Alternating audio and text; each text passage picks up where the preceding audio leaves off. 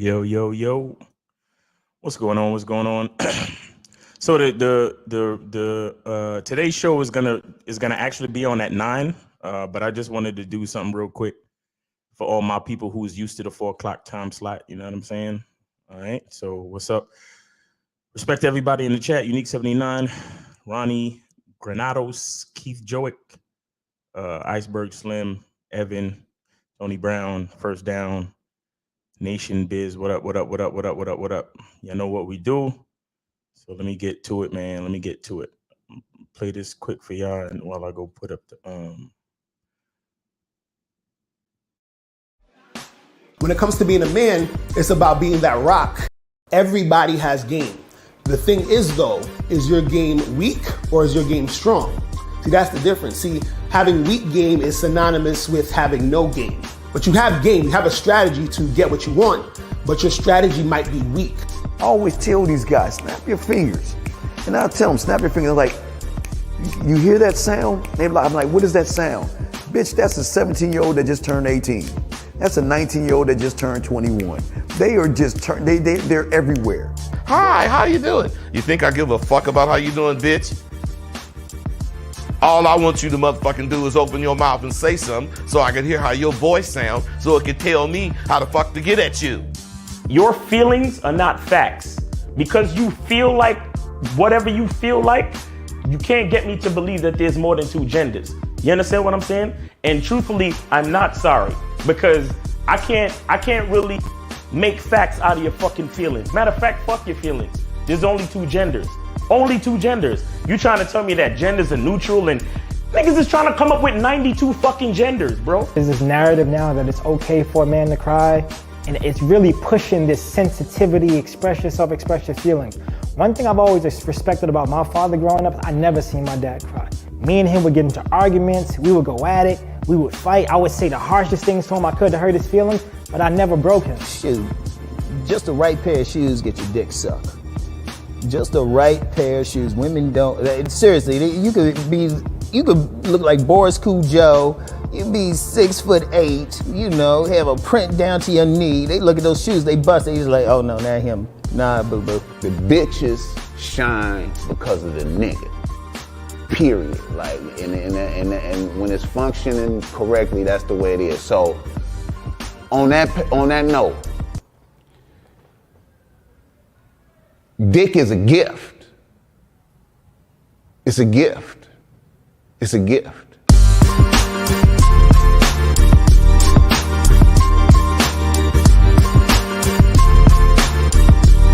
You got to play your way from start to the end. That's having game. Because if you do that, what you expect is what's going to happen. See, don't no accidents happen with motherfuckers that got game.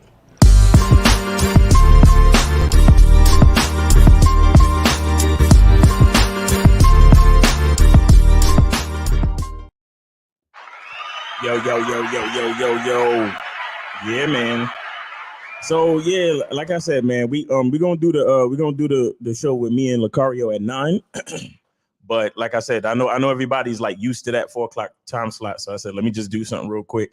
If y'all want to ask any questions, y'all want to call in, the phone lines are open, so y'all can call in. Put a question in the chat and we could get to some game. You know what I'm saying? You could discuss whatever y'all want to discuss, whatever's going on. Yeah, man.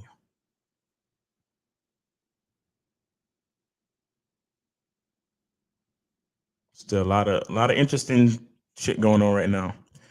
All right, we got a call already. Let's see what's going on. Yo, yo, yo, 201, what's going on? Hey, what's up, Miles? How you doing? I'm chilling, man. How you doing? I'm pretty good, thanks. I was just I have a quick question. So lately I've just been dealing with one girl. I've dealt with her for a while, but I'm getting really, really fucking attached to her, I feel like. And it's stressing me the hell out because I go to boot camp in May. You go to boot camp in May? What branch you serving? Air Force. Okay, thank you for your service. Appreciate it. Yep. All right, so you're getting attached and what? yeah, I'm getting attached, and like it just stresses me the hell out because like I don't give her really the boyfriend energy, but she has lately been like really craving it, and I feel like I've been stressed out dealing with some shit, and I haven't been able to like really deal with her properly and kind of nurture the relationship like I have in the past.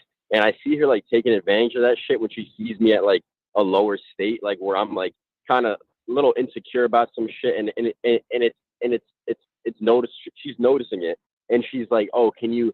She's asking me to do a bunch of shit when usually I just like spit some game, but lately I've been like stressed out and shit, dealing with some other stuff. So, and I feel like now I'm like getting attached to her. Dude, I don't know. I'm at the point where I'm about to just cut the bitch off and be like, and just don't talk to any bitches, like, cause I'm getting stressed, bro. Right. Okay. Well, let me tell you something. You gotta, first of all, don't call them bitches, because for the fact that you still getting attached, you haven't earned the right to call women bitches yet. You understand me? Okay. Because and the reason why I say that is because it's a mind state thing. You can't call women bitches out of frustration. You understand? If it's a term that you actually use, then it's a term that you actually use.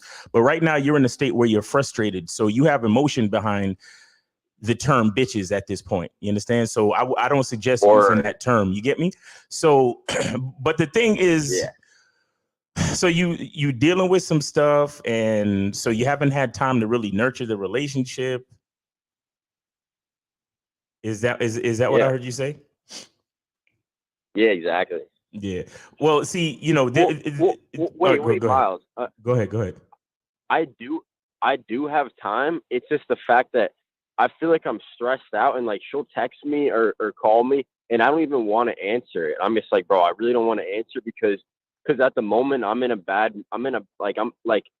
of the times I'm in a bad headspace. Like I feel like the past like couple weeks, to where like usually I'll be like, oh, what's going on, sexy? Yeah, how about you come over? Or, I don't know, but I'm just like, hey, I don't know. I just feel like I'm sounding like a little bitch on the phone when I'm talking to her. I notice it, and she notices it. It's awkward, and I just want to fucking like break it off with her almost. Like I don't know what the fuck to. I'm just like stressed about it, and I don't know what to do, to be honest, bro. All right. Let me ask you, what exactly do you want right now from this girl? Bro, I just want the thing that we've been having, which is just friends with benefits. But usually I'm spitting game. I just want, I want friends with benefits, bro. Yeah. You want friends with benefits? Well, so you said you've been putting out some boyfriend energy. Is that correct? I'm so apprehensive to do so when she tries to get me to, but like no, but bro, you're already no. Listen. You're already doing it, because the fact that she texts you in between time, and what does she text you about? What does she text or call you about? Just a regular day-to-day shit, or she's calling and texting, to set up the next time y'all supposed to meet and have sex? Just communicating. Okay. We're done. You don't have to say anything else. Listen, you have already fucked up. You've already fucked up. You have shown her boyfriend energy, and this is a part of the reason why we always tell you guys to deal with multiple women, because it's not just about what you say, it's also the energy around what you say. And some of you guys, you start to get one-itis. And then, even though you, in your mind, you think it's a friends with benefits situation, it actually becomes a boyfriend girlfriend situation based on the way you behave and your energy. And like you said, the sound of your voice over the phone. You understand? Like you're apprehensive about answering the phone when a girl calls. Like that doesn't sound like the energy of a player or somebody who is in control of his destiny when it comes to females. You get what I'm saying? What you're saying is straight facts, but bro, the thing is, usually I can answer the phone. What do you mean usually? How long ago was usually? How long ago was usually?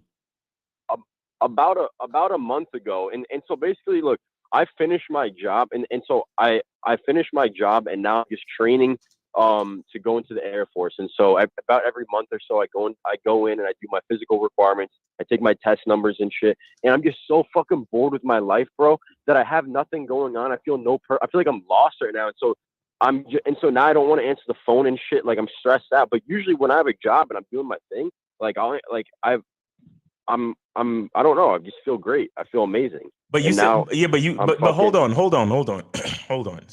Because based on, all right, look, there's so many things going on with you, because you said you're going into Air Force training when? I leave for boot camp in May, but right now I'm in the development program. Okay, so you leave for boot, and how long have you been in the development program? Since December. Since December. So basically about a month and change. Yeah. Okay, so it sounds like you started bitching up around the same time you started going into this developmental program for the Air Force. That's what it sounds like. I started bitching up as soon as I finished my job, and I realized, and I had an abundance of time, and without structure and direction, I'm a fucking retard. I'll be honest. Okay, all right, listen, bro, stop.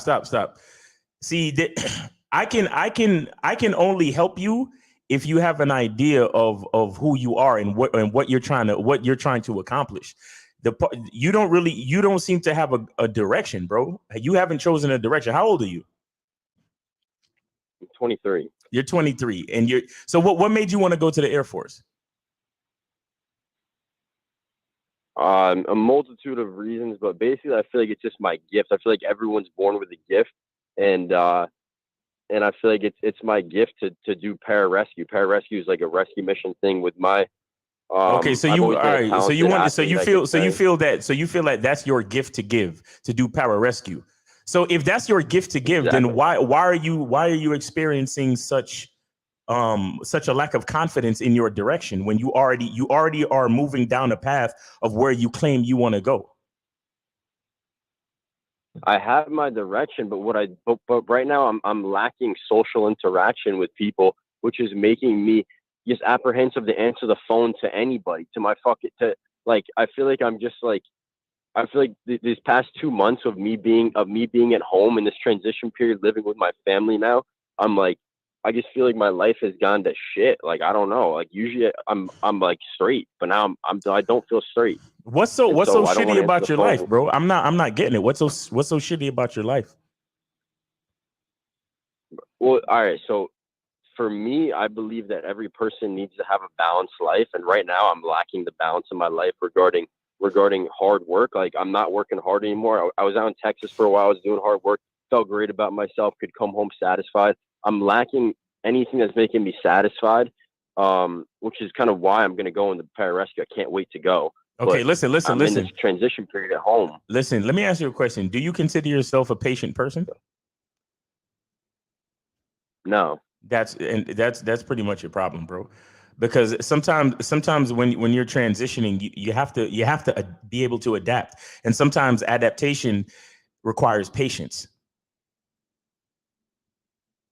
Mm-hmm. You understand? You need to calm down, and you need to look at your life and try to pay more attention to the good things in your life. There's nothing wrong with your life, bro. You're lucky you have a family to stay at home with right now. You understand? You have you're actually healthy enough to be admitted into the U.S. Armed Forces. Do you know how fortunate you are? Bro, I remind myself of this shit, Miles. Okay, so after the bro, listen. Stop talking. After you recognize the good shit in your life, shut the fuck up.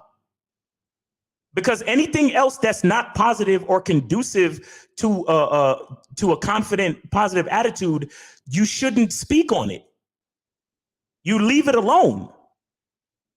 You get what I'm saying? I don't want to hear, oh man, my life is this and I can't wait and this transition is all fucked up and I'm at home feeling like a dick and blah, and I'm a retard. Why say those things?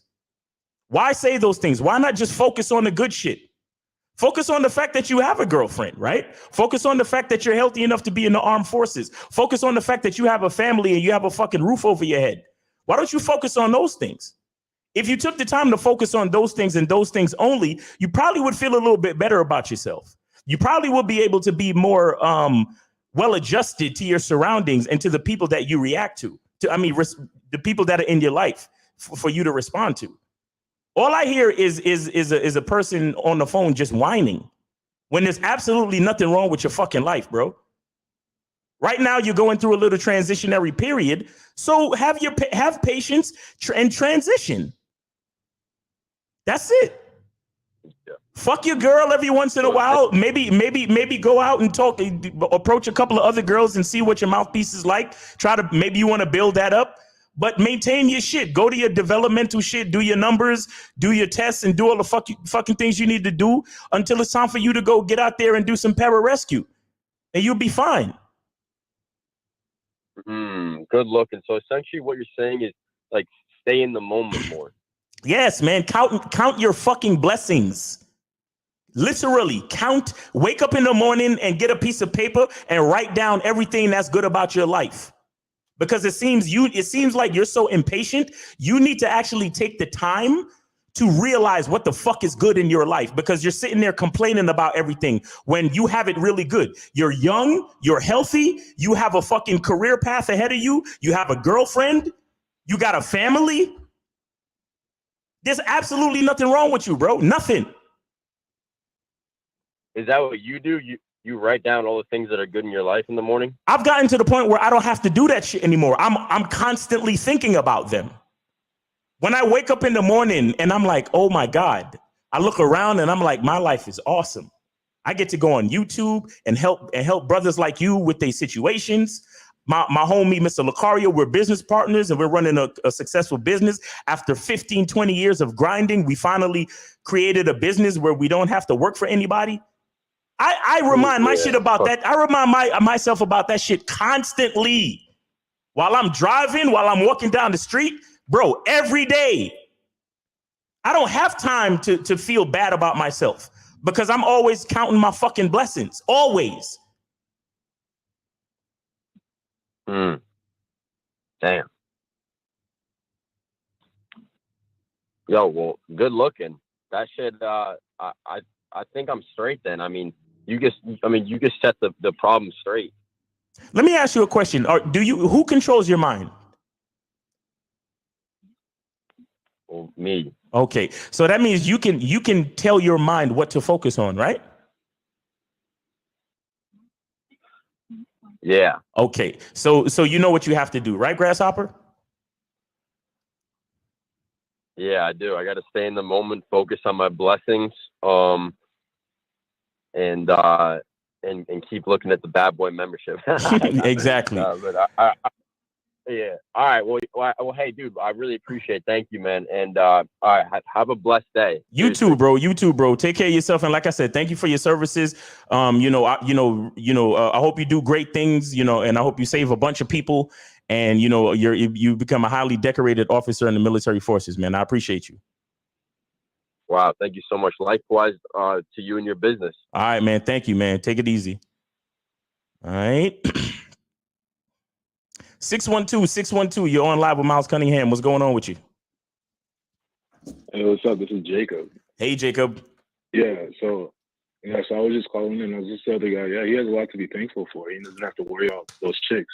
Exactly. And he should be straight. I mean, he's just overthinking his situation. Right. And he's 23, so he got a whole life to like. He's super young, man. He thinks Yeah, but what's going on with you though? What's on your mind? He wants a girlfriend. Oh, what's going on with me? I'm on a whole different type of thing. So I'm seeing these two chicks, but they don't know about each other, and I'm trying to get it to where I can like bring two of them together and see like how that plays out for myself. That makes sense. Mm-hmm. So why don't they know about each other? Why don't they know about each other? I don't know. I never brought it up. I never brought it up at all. You never brought it up. Do any of them know that you see other women? No, then that's none of their business. They shouldn't know about that. They shouldn't know about. But none of these chicks are your girl though. They're just chicks that you fucking with.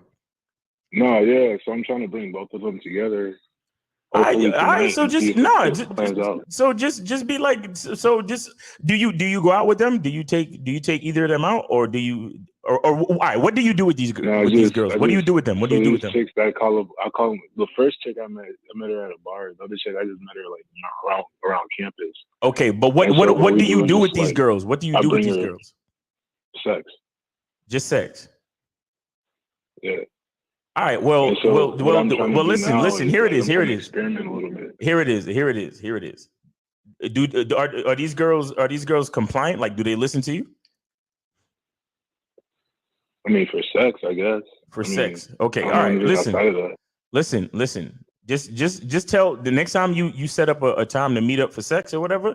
Just tell them, or tell both of them. Just be like, hey, I got somebody I want you to meet.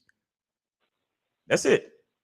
That's how I should start it off, or should I have started that off in the beginning of my interaction with these chicks? No. I think I fucked up. No. If what you're saying is 100% true, meaning that you just meet up with them for sex and that they listen to you, you should be able to say, hey, I got a friend of mine that I want you to meet. The next time we meet up, you're gonna be meeting up with me and my friend. And you say the same shit to the other girl. Be like, hey, the next time we meet up, you're gonna be hanging out with me and my friend. And if both of them only hang out with you for sex, they should already know what's up. And then they might ask you a question. They might ask you a question. They might be like, oh, is this a guy friend or a girl? And you'd be like, oh, it's my home girl. She's really, because I don't want to set it up where, like, I surprise her with it and then she goes, oh, I don't know. But that's what I'm telling you to do right now. That's what I'm telling you. It's not a surprise if you tell her, hey, the next time we hang out, it's gonna be my homegirl with us. All right. So if they listen to you, then that should be it. Oh, so I shouldn't have any like drawback, like, oh, she's uncomfortable or some shit like that. Nigga, don't worry about that. You don't need to worry about that. All right, then. You don't need to worry about that. That's why I asked you if they are compliant and if they listen to you. Because if they listen to you, that's easy. Right. If they listen to you, then they understand. They to some extent they trust what you're doing and whatever experience you're trying to cultivate for them.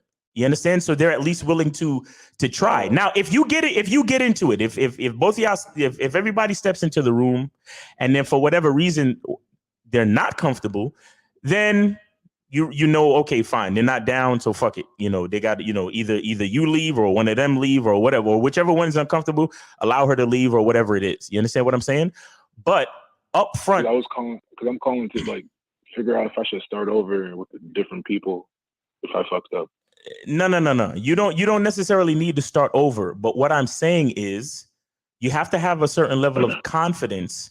Let the girl know, hey, the next time we hang out, because if y'all only hang out to have sex, then she already knows what that means, right? Easy part. Okay, so you say, yo, the next time we hang out, I'm gonna have a friend with me. And then she might ask, oh, is this a girlfriend or a guy friend? And you're going to be like, oh, it's one of my homegirls. You understand? She's really cool. She's cute. I'm sure you're going to get along with her. But I just wanted us all to hang out because, she's just really cool. And I think you're really cool. And I wanted us to come together and just have a good time. You understand what I'm saying? But again, you have to be confident. You can't be half stepping. You can't be nervous and all this type of. No, you have to talk like this is your homegirl from way back, and I know you guys are gonna hit it off. Boom, boom, boom. And another thing I'll say too is, I mean, I don't know what you do. I don't know if you have any any snacks or some drinks or whatever the hell y'all do, or y'all smoke. Well, I don't want to do all that. Y'all smoke together? No, I don't smoke. You don't smoke. So what do y'all do? Y'all literally just come together and fuck. Y'all don't drink nothing. I told her to bounce. I mean, she chills with me for a little bit, but she leaves. Okay, even better.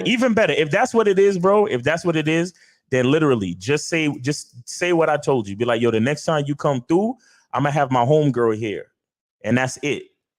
Oh yeah. Yeah, just be like, yo, I'm gonna be, my homegirl gonna be over here, and then you tell the other one the same thing. Next time you come through, I'm gonna have my homegirl here, and she's gonna be like, oh, okay, cool. That's it. That's all. As soon as she say okay, cool, then you good. You understand? Yeah. Yeah. Appreciate it.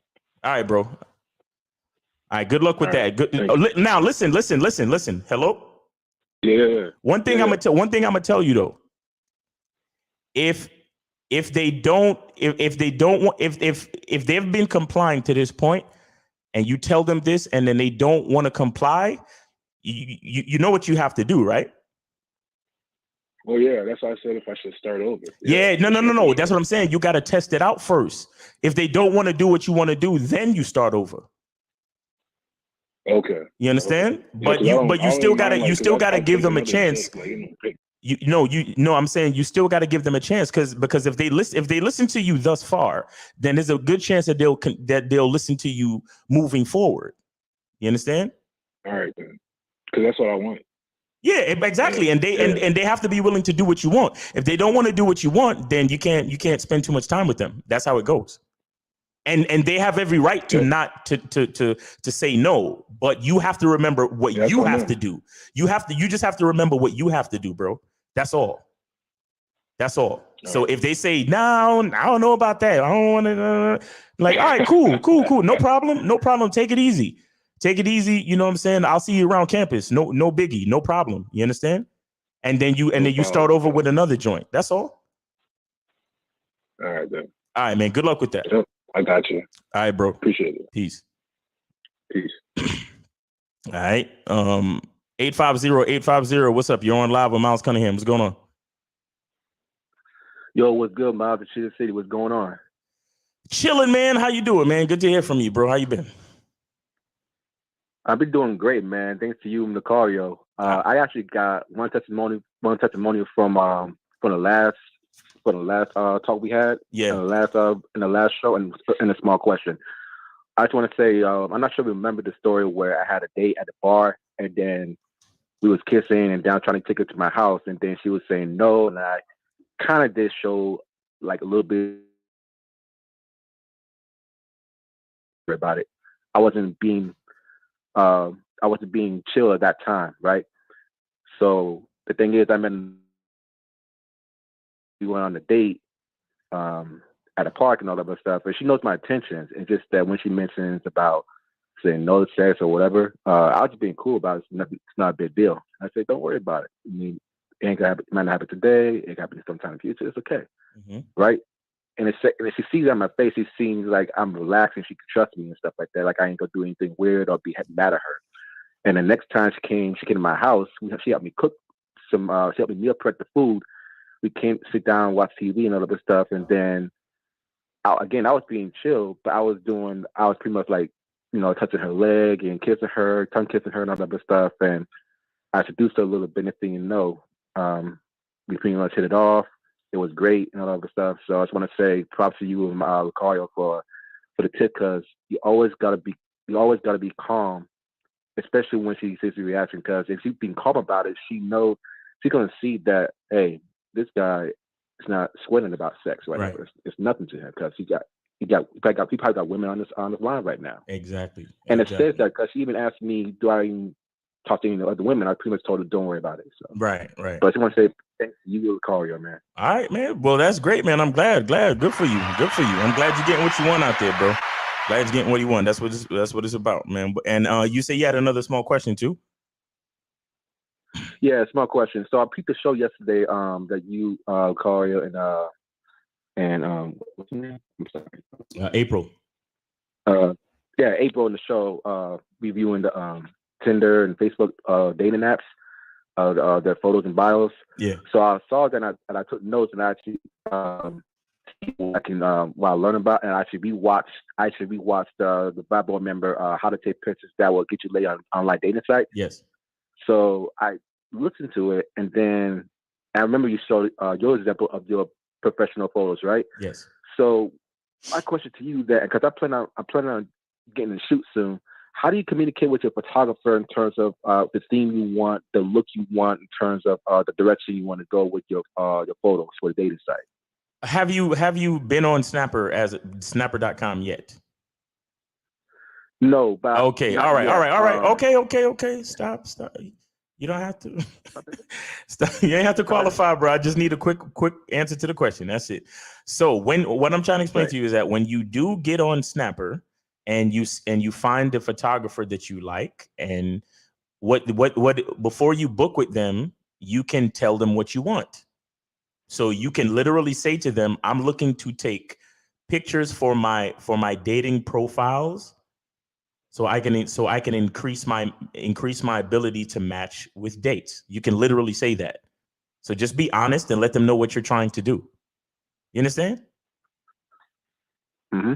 That's it. Okay. It's nothing more. It's nothing more crazy than that, bro. Like, because they ask you, sometimes they ask you, oh, is this for business? Is this for marketing? Is this for, what is this for? And you can tell them this is for my dating profile, or you can say, for my dating and social media profiles, something like that. You can say, you understand? But they ask you what you want, so you can tell them. And then the other thing I suggest to you is to make sure you look good in your clothes, and try to do more than one outfit. You get what I'm saying? Gotcha. All right. So yeah, that's pretty much it, bro. Check it out. That's pretty much it. Perfect. Well, that's pretty much it for all my questions and stuff. So, keep it up with the show, keep it up with the content, and more blessings to you. Blessings to you, Mr. Lucario. All right, man. We appreciate you, man. Take it easy, man. Good luck. All right. 320-320. You're on live with Miles Cunningham. What's going on with you? Yo, what up, Miles? What's good? This is John from Minneapolis. What's up, Johnny? How's it going, man? Awesome, man. So, this program on the Bad Boy membership about medium versus high interest girls? Yeah. Yeah. So I'm confused. Well, here's the thing. If it's a high interest girl, it's a wrap. You know what I'm saying?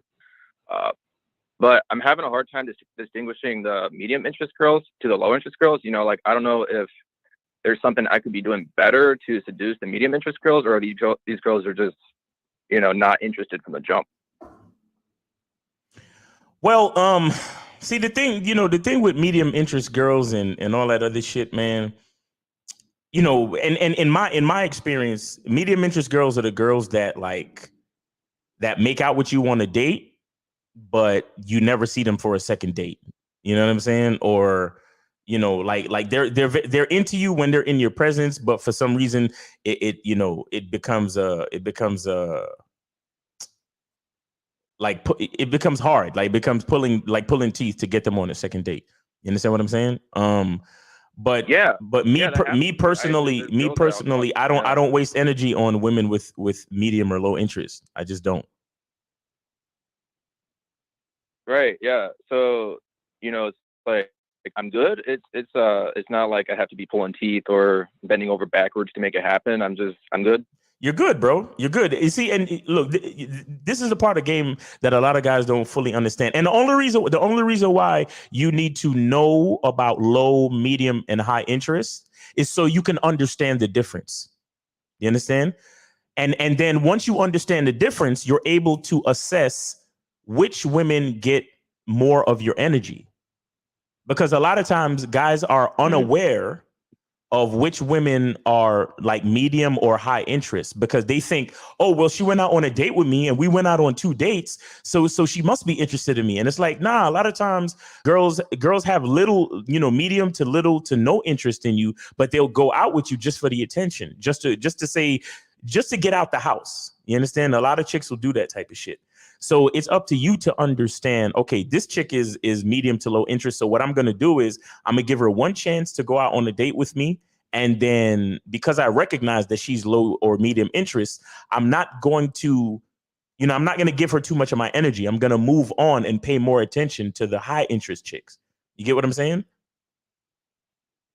Right. Yeah, because there's a certain level of awareness that a lot of guys, because they're just starting out in the game, they don't have that they don't really understand what's going on. They just know that, they're just excited because they're going out on a date with a girl, or they're just excited because there's a girl, talking to them or in physical contact with them. And it's like, yeah, like I've had women, bro, like it's like we may have the way I was making out with the chick on the date, we may as well been having sex. You understand? And I let her know, I'm like, listen, the next time we meet each other, you know exactly what I want to do, but I'm gonna leave it up to you for you to holler at me when you're free for us to do that thing that I want to do. And guess what? I never hear from them again. You see what I'm saying? So that happens to me too. Yeah, exactly. We'll just be kissing, and then they don't want to see you again. They don't want to fuck. They just leave it at that. Exactly. That's an example of a medium to low interest chick. And those are the chicks. And those chicks, I don't, that's why before the date is over, I tell them, I said, you have my number. When you're ready, you call me. Because I've already checked out. I've already let them know that, yeah, I enjoy your company and I like hanging out with you. But the only way I'm going to hang out with you again is if we're doing what I want to do. You understand? And when you're ready to do what I want to do, then we can hang out again. Other than that, I'm moving on to find a woman of high interest that already likes to do what I want to do, so I can go ahead and spend my time doing it with her. You understand what I'm saying? So that's really what it's all about, man. The truth is that you need to understand the difference so you can designate your attention and your attention, time, and energy to the chicks that are actually high energy. I mean, high interest. Yeah, that makes total sense. So basically, I just got to keep, playing the numbers game, filter through for, the high interest chicks who, let's say it's 1 in 4 of them are high interest. So you just got to go through and find that's how it goes. And listen, don't the fact that it's 1 in 4, don't take any of that personally. Don't think, oh, I'm the type of guy that only 25% of women like me, and that's bad. That's not a bad thing. You see, you have to understand something. How old are you? Let me ask, how old are you? 27. All right, you're 27. All right, do you notice that as you grow older, a lot of the friends that you had when you were probably in like high school or junior high school, like, do you notice that they fall off? Oh, yeah. Okay. Now, and it's not a personal thing, is it? It's just the fact that your life has taken you in different directions. Their life has taken them in different directions. And so you don't have the opportunity to communicate like you once did, correct? Right. Okay. Now, you have to understand this about identity and certain levels of masculinity. As you develop yourself more and more into a man, and you get more in touch with who you are as a person, you're going to realize that there's only going to be a certain select few people who are going to have high interest in you. You understand what I'm saying? And it's not a bad thing. It's just a reflection of the fact that you are an individual. You get what I'm saying? Oh, okay. Yeah. So really just got to keep being me and understand that this is just the way the world works, that, just a select small percentage of people will be into it. Exactly. So and so there's nothing I have to do different or change. It's just be me. Exactly. And be comfortable. Be comfortable and be honest. Most importantly, be honest with you being you, because sometimes we forget and we try to do other things and we try to switch shit up because we saw something on TV or some dumb shit. Nah, be honest about it and be comfortable. But see, this is exactly why you have to play the numbers game, because the women who are going to have high interest are going to be a specialized number of women. So you have to increase your numbers in order to filter in those high interest women. You understand that? Yeah, it makes sense. Yeah, that's all it is. That it's just a part of the game, bro. It's literally just a part of the game. Even the best dude with game out there is still only, like, trust me, bro, a 25% a 25% rate of finding high interest women is a very good thing. You understand? 25, if you're doing 1 in 4, that's beautiful. That's a beautiful thing. You understand? So, so just keep going, bro. Don't worry about it. Don't take it personal. Just understand that that's a part of the game. Yeah. All right, man. That sounds great. All right, man. It. Thank you. I appreciate you, bro. Take it easy, man. Have a good one. All right. Hey. Let me see who this 214. You are on live with Miles Cunningham. What's up? Hey, what's up? How you doing, Miles? I'm chilling, bro. How you doing? I'm good. I just got 2 questions real quick. I'm gonna shoot them out real quick. So, right. Number 1 is I've been seeing this chick for about a month and a half, and she came over yesterday and she was on her period. Oh my God. But she didn't give me any head. Okay. I'm trying to see if that's a chargeable offense or All right, hold on. How did it go down? She came over. Wait, all right, hold on. First of all, you hit her up and invited her over. Yeah. Okay, and she agreed to come over. Now, before she came over, did she explain to you that she was on a period? Yeah, she said she was on her period. I told her she should come anyways. Now, when you said, did you say in the conversation for her to come over that you was expecting some dome or not? No, I didn't. Okay, all right, cool. Okay, all right. Well, that's like half a strike on your part, but let's move forward. So she comes over. Yeah. She comes over, and then what happened? We watched an episode of Black Mirror. We talk a little bit.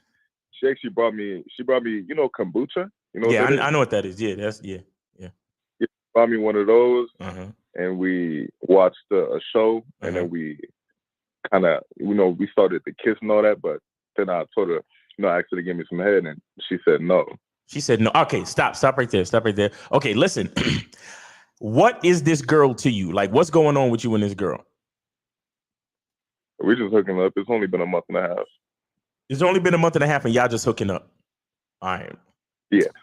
Okay, so why are you? If it's only been a month and a half and y'all just hooking up, why is she coming over to watch TV shows with you, my nigga?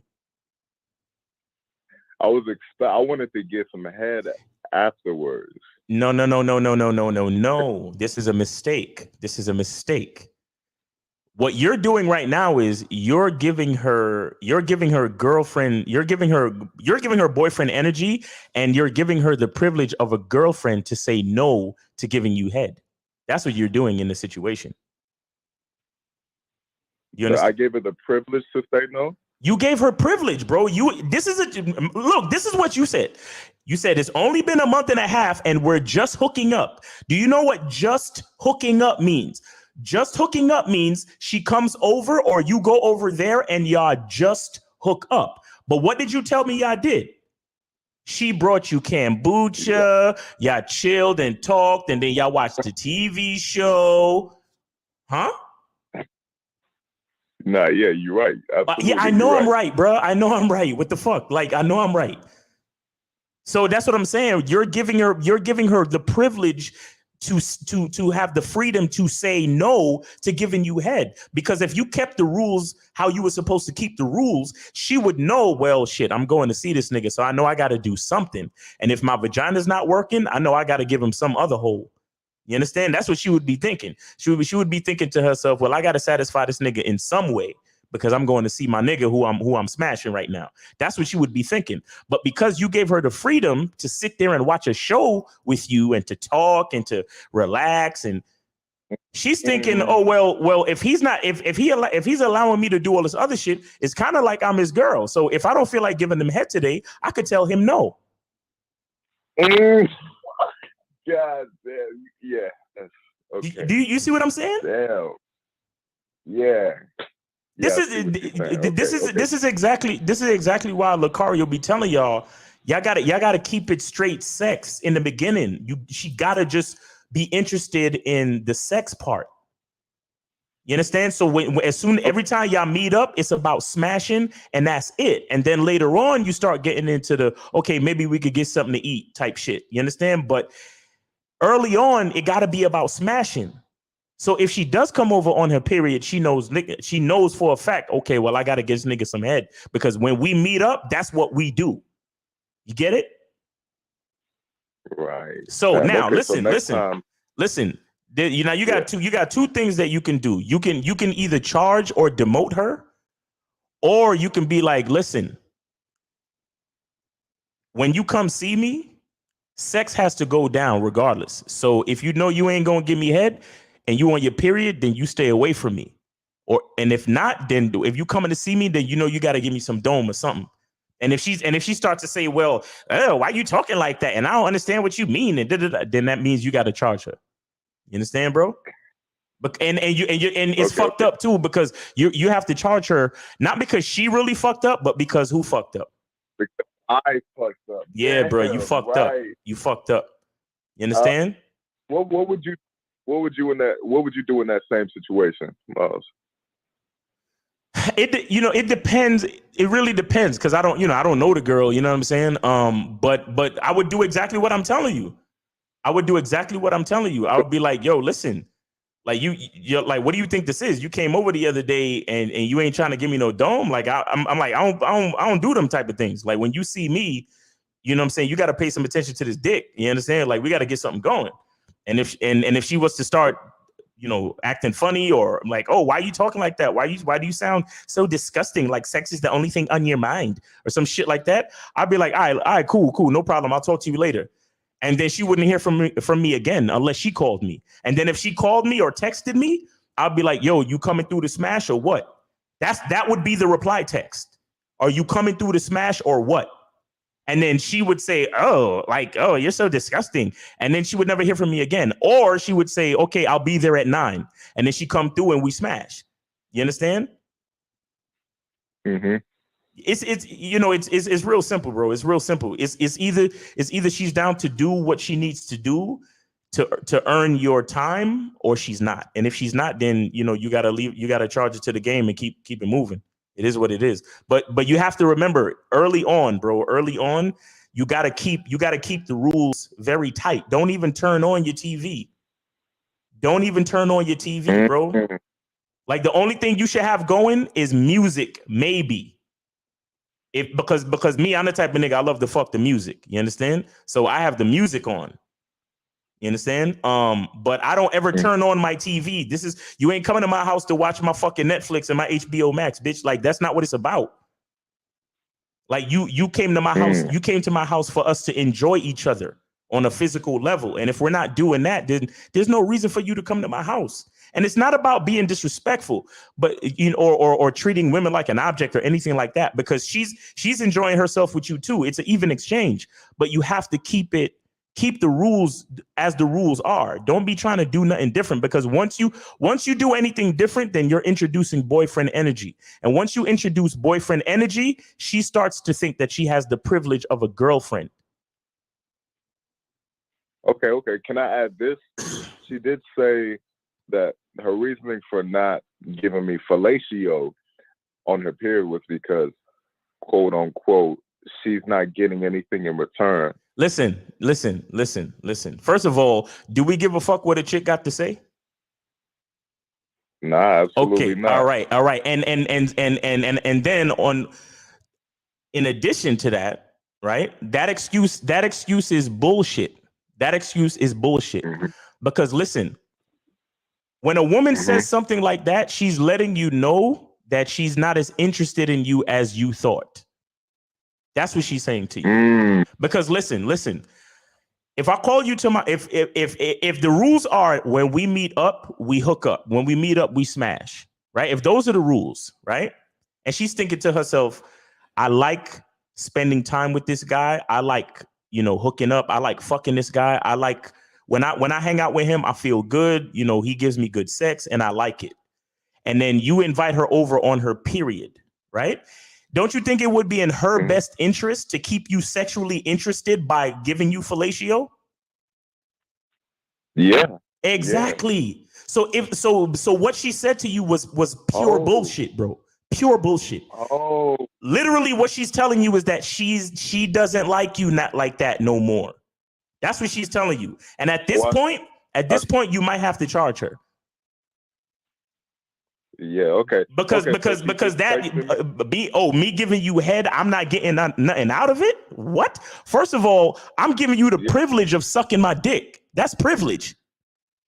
That's what I said. And you see, bro. Charge her, bro. Charge her. Charge her. Because that's disrespectful. What she said, bro. That's very disrespectful. I know. And again, I felt really disrespected last night. And again, I felt really disrespected, but I didn't know if it was coming from my ego. So I just let it be until I called now. Right. No, I mean, there's a little bit of ego in it too. I'm not gonna act like it's not. You understand? There is. But what I'm saying is, if you pay attention to the game, when a woman enjoys sexual contact with a man, she understands that even if she's on her period and she's sucking his dick, she is getting something out of it, regardless.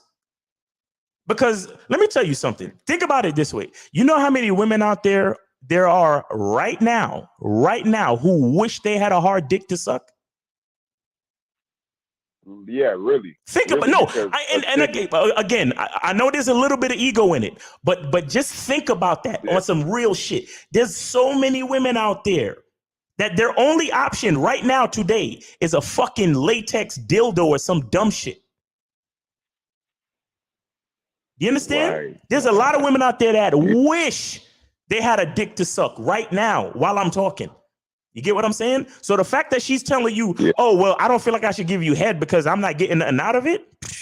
That's the wrong mindset. The woman any woman that you're messing with, that's not a good mindset for her to have, bro. That's not a good mindset for her to have. Right. Because like, man, a woman shouldn't be that selfish, right? Because she should be trying to care for her man, but that was a little Machiavellian what she was saying. No. Let me tell you, bro. She wasn't even being selfish. She was being disrespectful. That wasn't selfish. That wasn't selfish because if she was being selfish, she would say to herself, she would have been like, let me suck this nigga's dick. So as soon as I get off my period, he could fuck the shit out of me because that's what I need from him. That's what she would have did, bro. If she was being truly selfish. But what she told you was something disrespectful. That's not selfishness. That's disrespect. That's a chargeable offense right there. That is a chargeable offense, bro. It really, really is. It really, really is. Or at least the demotion. At least the fucking demotion. Like a girl like that, you could just leave her alone, wait for her to contact you and be like, yo, you coming over to smash or what? And if she don't hit you back, or if she says no, you leave. That's a charge. You leave that alone. You understand? But that kind of turned me off, though. If I'm being okay, that's what I'm saying. That's why it's most likely a charge, because after a woman says something like that, if you a nigga that no game, it's hard for you it's hard for her to come back from that, because that shit was highly disrespectful and unattractive. Yeah. Okay. So right. we got that verdict set. That's, it's gonna have to be a charge from me. Yeah, but bro, again, let's not blame her for everything. Let's understand what we did wrong, though. Yeah. Understand that part first. Right. Understand that part first. You understand? Understand that part first, because like I said, when you were texting or having a conversation with her to come over, you should have mentioned that head shit in the conversation. You know what I'm saying? Like, I know you on your period, but you know how much I love your mouth. You know what I'm saying? I want you to come over here and show this dick some attention. I want you to worship this dick. So when you get off that period, you know what I'm saying, I'll be ready to fuck the shit out of you, like how we do, or how I do. You understand? That's the type of conversation you have. You got to let her know what she's coming over for. You can't just, we're gonna watch TV, we're gonna hang out, we're gonna sip some kombucha. Nah, bro. That's years into a fucking relationship type behavior. You understand? And that's years later when a woman is all comfortable where she think you're not gonna leave her, so she could be like, I don't want to give you any head tonight, and then you looking at her like, okay. You understand? Oh, and she was burping. Is that disrespectful too? Yo, or is that just too much you gotta charge her, bro. Wait, did she at least say excuse me when she burped? No, she didn't. Yo, charge her. She's done. Nope. Y'all only been fucking with each other for a month and a half, and she's burping and not saying excuse me? Yeah, I thought I was tripping. Yeah. Nah. Charge that. She's done. Okay. She's done, bro. She's done. Trust me. Okay. Second question. Oh, we still on the second. All right, hurry up, man, because I got other calls, man. Hurry up. Okay. Second question was, when chicks, what was it? When chicks asked me to get to know them and stuff on Tinder, do I have them call me or do I just unmatch them? Me. What I do is I unmatch. I unmatch immediately. As soon as they say, oh, can we have a conversation? Can we get to know each other a little more? I unmatch immediately. That's what I do. Because okay. All right. Yeah, yeah. You don't need to go down that road, bro. When chicks are doing that, they're trying to qualify you. Shout out to Lucario. He said that when chicks are doing that, they're trying to qualify you. And when chicks are trying to qualify you, it's because they think that they better than you. You understand? They're already in a position where they're trying to where they're looking down upon you, where they're trying to. That's basically disrespect, actually. You understand? It's a mild form of disrespect. And those girls, bro, they never work. They never work because let me tell you, it's like they're drawing a line in the sand. And once you come over to their side, you can never get out, because when they say to you, "Oh, can we get to know each other a little more? Can we talk on here? Can we have a conversation?" Once you succumb to that, you're letting them know that you're willing to be flexible for them. And as soon as you do that, the disrespect level, the respect level that she had starts to diminish from that point on. You have to know that. Okay. All right. All right. Appreciate it, boss, man. Appreciate you. All right, man. Have a good one. Take it easy, bro. You. All right. So we got 646. You're on live with Miles Cunningham. What's going on? What's going on, brother? Chilling, man. What's going on with you? Yo. Yeah. All right, man. Yo, I've been flipping it lately on the females. I'm doing exactly the opposite. I've been dating females. All right, hold on. So let's start with the question, and then we can work our way back from there. Okay. Question is, from your opinion, from your point, am I doing the wrong thing as a man? Okay, and what are you doing exactly? That's the question. Are you doing the wrong thing? What I'm doing is I've been... Okay, go ahead. Yeah. I've been dating women, right? I've been dating, but I'm just not having sex with them. Invite them over. You know what I'm saying? I'll go to their spot. And I'm thinking that, my game is a little... I've slowed down quite a bit. I don't pull females like I used to because, I'm 49 years old. Back in my 30s, 20s, even early 40s, I was bagging females, getting numbers and stuff. And it gets a little tiring over time as I gotten older, dealing with because, before, back in the days, I would, easily smash within the first hour, the first, 10 minutes or so. But it's like right now I get to the level, if I sleep with a woman, if I have sex with a woman, I don't want to deal with the extra stuff that comes with it. So I think my approach, what I've been doing lately, is vetting the females, vetting the women. I think that works.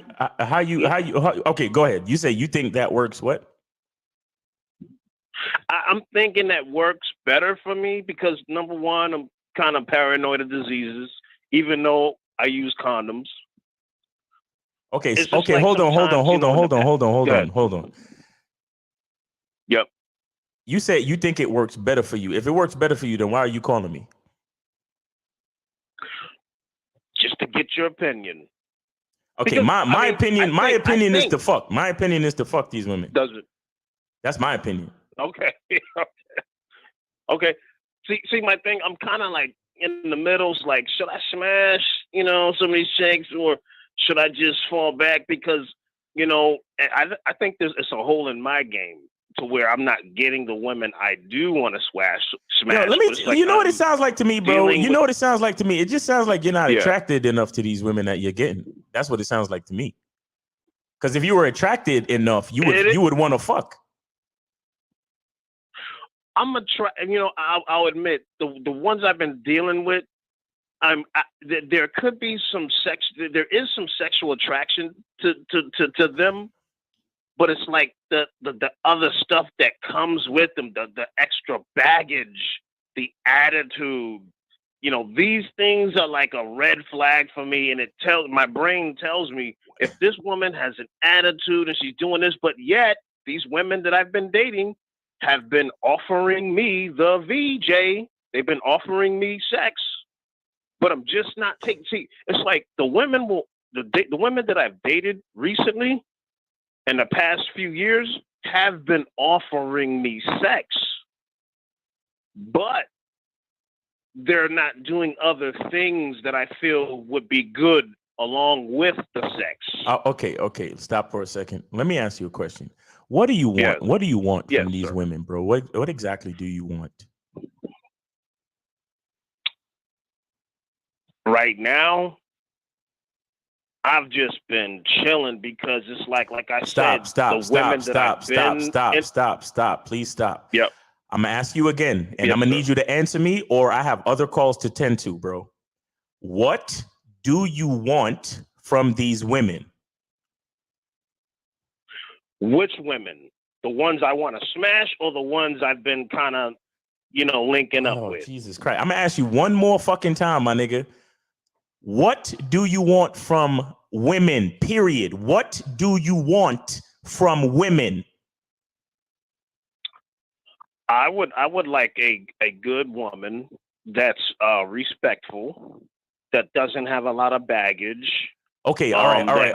Let me. me. What are you ultimately looking for? You looking for a wife? You looking for a girlfriend? What do you want from these women, bro? A good girlfriend. You're looking for a woman. girlfriend. You're looking for a girlfriend. Yes, a good one. A good one. Well, why would you be with anything but a good one? This was my problem. The reason why I did that is because I figured, okay, boom, I got out of a relationship and I said, okay, I don't really want to be smashing chicks because of diseases. I don't want to catch nothing. But what I'll do is I'll date because I like being around I like the female energy. Just to have a chick around, or just, just to, keep my confidence level up to say, oh, okay, well, I'll call this chick and we'll link up and we'll go out for drinks. Nah. What you're doing? All right. So to answer your fucking question, then, what you're doing is wrong. Maybe I'm wrong. What you're doing is highly fucked up and wrong. You're keeping women around you just because you like feminine energy, just because you trying to keep your own confidence up. That's not a good reason to do anything. That's why I asked you, what do you want? You say you want a girlfriend. So if you go out on a date, then you have to be looking for these women to start vetting them to be girlfriends to you. And if a woman has attitude or baggage, you should not be spending time with her. What you're looking for is someone that is of high interest, who's cooperative, and who is as attractive as you want them to be. That's what you're looking for. You understand? So stop fucking around. Stop fucking around. My boy told me, he's like, yo, you're wasting. Yeah, exactly. Stop fucking around playing games. What are you playing games for? Just to keep feminine energy around you? This ain't, yo, you're fucking with people, bro. These women are fucking people. As much as y'all might hear me say bitches and whatever. Women are people. So don't fuck around with nobody's time and energy just because you trying to maintain your confidence or keep feminine energy around you. Focus on what it is you want. You want a girlfriend, then start vetting these women to be your girlfriends. And if they don't look like girlfriend types, then you leave them the fuck alone. Okay. Yeah, it makes sense. That's why I called in to get. You know what I'm saying? And you a grown ass fucking man too, man. Come on, man. You know better than that. You a grown ass man that's running out of time. You know you running out of time, nigga. I'm running out of time too, because I'm 40. But you got 9 fucking years on me. Don't play games. Don't play games with yourself, and don't play games with these women. That's probably a part of the reason why you're not getting to what you're really trying to get to, because you're playing games with yourself. You're lying to yourself, so therefore your energy is lying to these women. So you're getting into these situations with women who are not what you're actually looking for. You're wasting time. And you're only making yourself look ridiculous out here. Stop the bullshit, bro. So what do you think would be the best way for me to find that? I mean, in your, field of expertise, like what would be a best thing to do? Because I mean, I've done it all. I basically the most important thing is understanding the type of man that you are. Once you have a clear understanding of the type of man that you are, it becomes easier for you to recognize the type of woman that you want or need in your life. You understand? So take a minute to really understand who the fuck you are, because it doesn't sound like you have issues relating to women. So that's cool. So within the situation as it stands now, start to take a little, and I'm not saying to stop dating or anything like that, but what I'm saying is pay more attention to the man that you are, and pay more attention and focus on what it is you want from these women. You understand? Well, Miles Cunningham, you strike once again. Okay, I appreciate you, man. Thanks for calling in the show, man. Good luck to you. Hey, another comment. One more comment. Yeah. I think you remained calm and you kept your composure with that guy who called the N-word and all that other stuff. I think it was real good because, you know, there was a lot of heat. Yeah. I appreciate it, man. I appreciate your composure. Yeah. You kept your composure. You didn't get all loud, feminine, yelling and shit. No, you didn't do that. You kept your composure. I said, wow, this guy is on a very good level, man. Keep up the good work. I enjoy the show. Facts. I appreciate you, man. Thanks for recognizing that. And, you know, I'm going to keep it moving just like that, man. Appreciate you. All right, brother. All right, peace. Yeah, man. 404. You're on live with Miles Cunningham. What's up with you? What's going on, Miles? How's it going? I'm chilling, bro. How you doing, man? What's on your mind? Man, I'm doing good, man. First, before I even start, I just want to tell you I appreciate you for giving out the free game, man. Thank you for your patience. Yes, sir, man. Sometimes we gotta let it out so we can show these guys what we really do over here, because a lot of people get it fucked up. But go ahead, man. Fast. Okay. I got a question. I actually got two questions, if you don't mind. The first question is it's kind of like sometimes I forget how to run certain games, like I did before. Like I forget, like I forgot how to smash a girl without going on dates. So I'm trying to get some insight on that. Like, what should I do? Are you on a Bad Boy membership? I was, yeah. I All right, so you're not on there. You're not on there now. You're not on there right now. You're not on there, right? You're not on there right now. Yes. Yeah. Okay. All right. Okay. What I want to say to you is that Lucario has a bunch of programs on that. He has, just smashing, how to get them back to your crib, all that type of shit. Like, there's multiple programs on that particular topic. Yeah. Okay. You understand? But what do you? Let me go a little bit deeper though. What do you mean you forget how to run game? Because game has to be a part of your lifestyle, your identity, who you are as a man. So what do you mean you forget? All right, because when I say I forget, I want to this one particular girl. I don't have my own place, and I remember I usually smash girls on the first day by going to her place. Right. And I know I've been watching a few coaches on the internet dating people, and they say you shouldn't go to her place. But I remember previously in the past that used to be my go-to game, because I ain't really have my when I was younger, I ain't really have my own place. I stayed with my mom and stuff, so I used to just go to their place, smash, or I smash in my car or something like that. Right. Do you have your own place now? No. Oh, you still okay? All right. Well, I mean, so what's your issue, bro? I'm not really understanding what's your issue. So can I? Would you recommend me to still implement that same strategy in my game? Like, go to her place, because this one girl, she was like, she asked me, do I got my own place? And I had got a little anxiety on telling her that I didn't have my own place. Nah, you don't need to get no anxiety. Just and before she even bring up if you got your own place, just be like, look, let's go to your place. Let's go to your place. Because people be like, yo, I've got people at my crib right now. You know what I'm saying?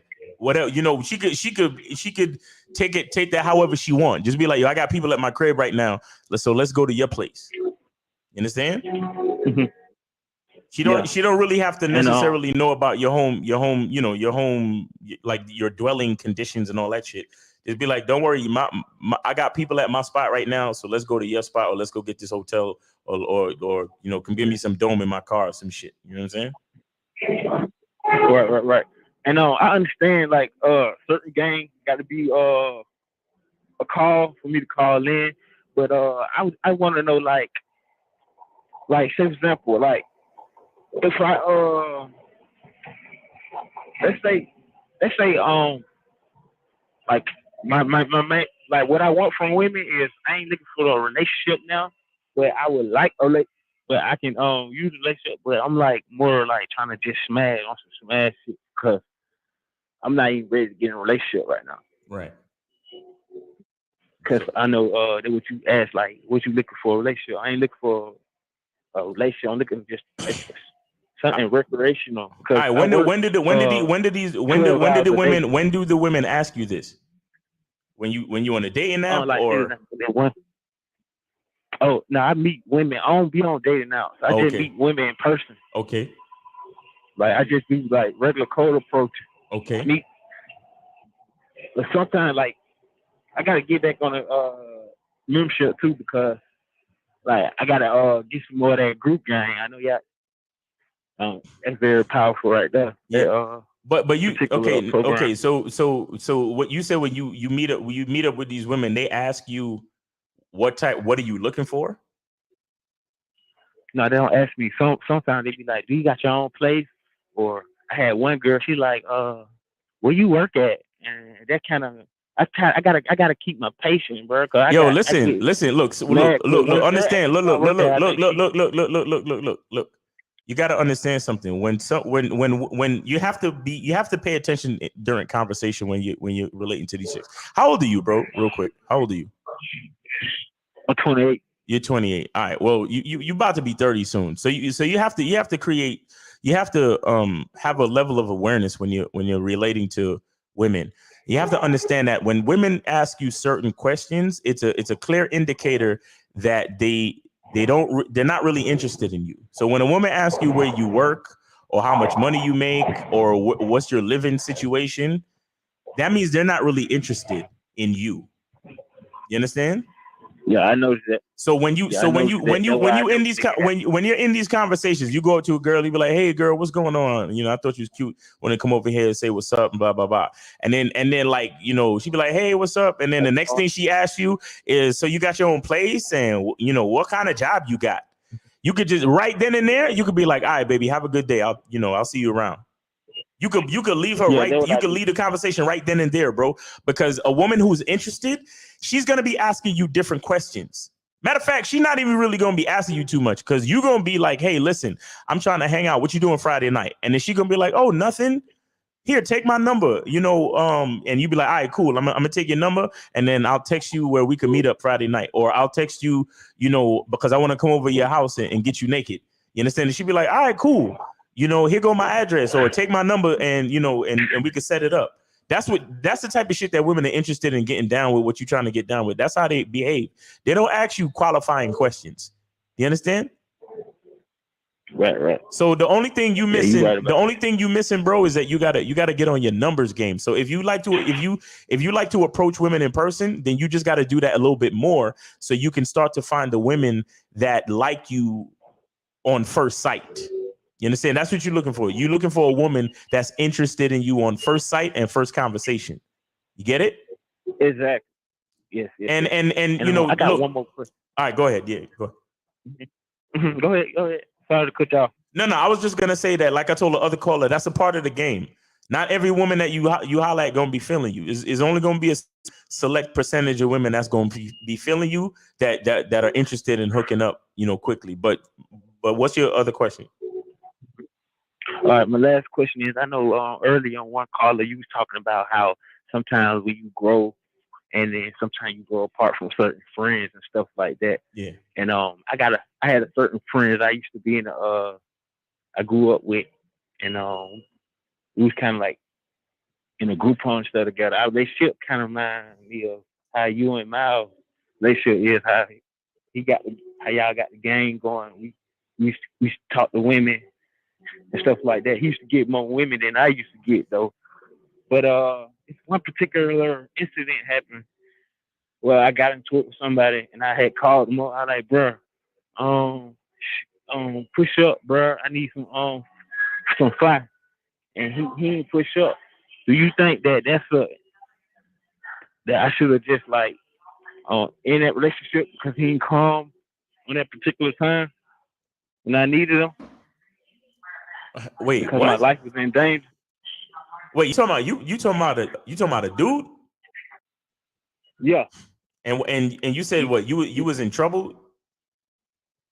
Yeah. Like I got into it with somebody. My life was in danger, and I was like, bro, I need some fly. Okay. Push up, and he didn't push up. Do you think I should still be friends with him, or not, or just understand that he couldn't come, or what? What kind of friend is this? You said? Shit, we grew up together. Yeah, you grew up together, but what kind of friend is he to you? Growing up together and knowing what kind of friend he is to you is two different things, bro. Like, shit. I thought we used to get down, link up together, go to the club, meet women and stuff like that.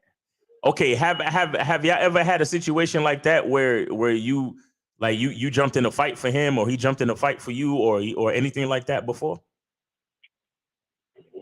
Yeah. I mean, not really. Okay. Listen. Understand something. You never been in no situation to test this man's friendship to you. So only thing that really happened is that you realized that whatever friendship you thought you had wasn't as deep as you thought it was. That's all. Okay. So just continue. If he the type of nigga that, y'all meet up once in a while, y'all go to the club or whatever the fuck, since you known him for so long, y'all grew up together, keep it at that, bro. Don't call him for that type of shit ever. That's all. Yeah. You understand? Okay. But like I told you, you have to understand this. And wait, how old you say you was again? 27, 28? 28. 28. Yeah, man, incident happened last year. Yeah, man. Another thing is too, you getting older, bro. What the fuck you still doing? Getting it with niggas when you need fire? Because, like, say for example, like, you got other simp dudes. They try to put on for women, and this specific incident, this one guy, he just approached me, trying to put on for another girl. Basically, I guess she probably told him, "Oh, he tried to talk to me too," and I guess he pushed her up, trying to get. You know how I don't understand. I don't know if you been in a situation like this before, but he came at me like honestly, like he wanted to fight me and shit. So I was like, let's hit. And where was this? This was in the club. This was in the club or some shit. Where was this? No, this was like in the neighborhood. In the neighborhood. And what was you doing? You was just hanging out on the block, just chilling? Nah, I was on the porch at my where I was staying at. So you on the porch? I was like, you on the porch? Huh? You're on the porch? Yeah. I was on one of my friend's porch. Like you was at one of your friends' houses chilling. You was at one of your friends' houses chilling on the porch, and the dude rolled up to the house and started causing problems with you. No, actually, this particular incident, everybody be coming to the house, but they be trapping. We be trapping at this house. You see? And, okay, stop talking. Stop talking, bro. I don't need that type of shit on my show. Stop talking. Look, the life you choose sometimes chooses you. You understand? But you have to choose it first. Yeah. So you can't ask, like, I mean, look, I don't mean to sound like, holier than thou with some shit like that, but I choose my life for a reason. There's certain shit that I don't fuck with, and I don't allow certain types of people into my cipher at all. You understand what I'm saying, bro? Mm-hmm. So the type of problems that you're getting into is a reflection of the choices that you make on the day-to-day life. Yeah, me. Yeah, me. You 28 years old. In my opinion, it's time for you to start making better choices. But if that's where you feel like you still need to be for whatever reason, that's on you. That's on you as a man. But understand that the life you choose, because you choose this. You choose to be at that spot. You choose to be doing whatever it is you're doing. You choose to be chilling on the porch. You choose to be around that type of element. So these things are gonna happen. You understand? Yeah. So don't blame that. Don't blame that on a misunderstood friendship with somebody else because you needed some fire and they didn't pull up for you and all that other shit. Before you get at your homeboy, you need to start looking at the choices that you're making on your day-to-day life. That's what you need to do first. You understand what I'm saying? Okay. Because listen, So I was wrong. here it is. If you choose a certain type of life where there are times where you need to have fire, then as a man, you need to be prepared and always have fire, right? Yeah, you're right. Okay, so what the fuck this ain't about your friend. It ain't about your friend at all. It's all about you and the choices that you make. And if you choose to be in that type of element and unprepared, then that's on you. That don't got nothing to do with your homeboy. Yeah, you're right. All right, bro. Take it easy out there, man. Stay safe out there as much as you can, bro. But don't stay in that life too long if you can help it. You hear me? Oh no, I've been out there. It was like last year, like. Okay. Like all right. Well, 2020. So. Well, just stay safe, bro. Stay safe. All right. All right.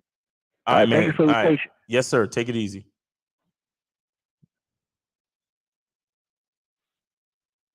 $504. You're on Live with Miles Cunningham. What's going on? What's up, Miles? How are you tonight? Chilling, man. How you doing? I'm doing good. I just had a quick question for you. I ain't gonna keep you on long. All right, go ahead. So, okay. So first off, let me tell you, whenever I'm talking to you, if you try to talk over me, I can't hear you sometimes. So I don't know if another caller's ever brought that up, but a lot of times people just can't hear you for some reason. It cuts out. It's not just you. It's just like the show. It's just how it is. Yeah. Okay. But no, the question was this, like, I'm seeing this chick. I actually called. I'm from New Orleans. I called a while back. I'm seeing this chick and everything's good.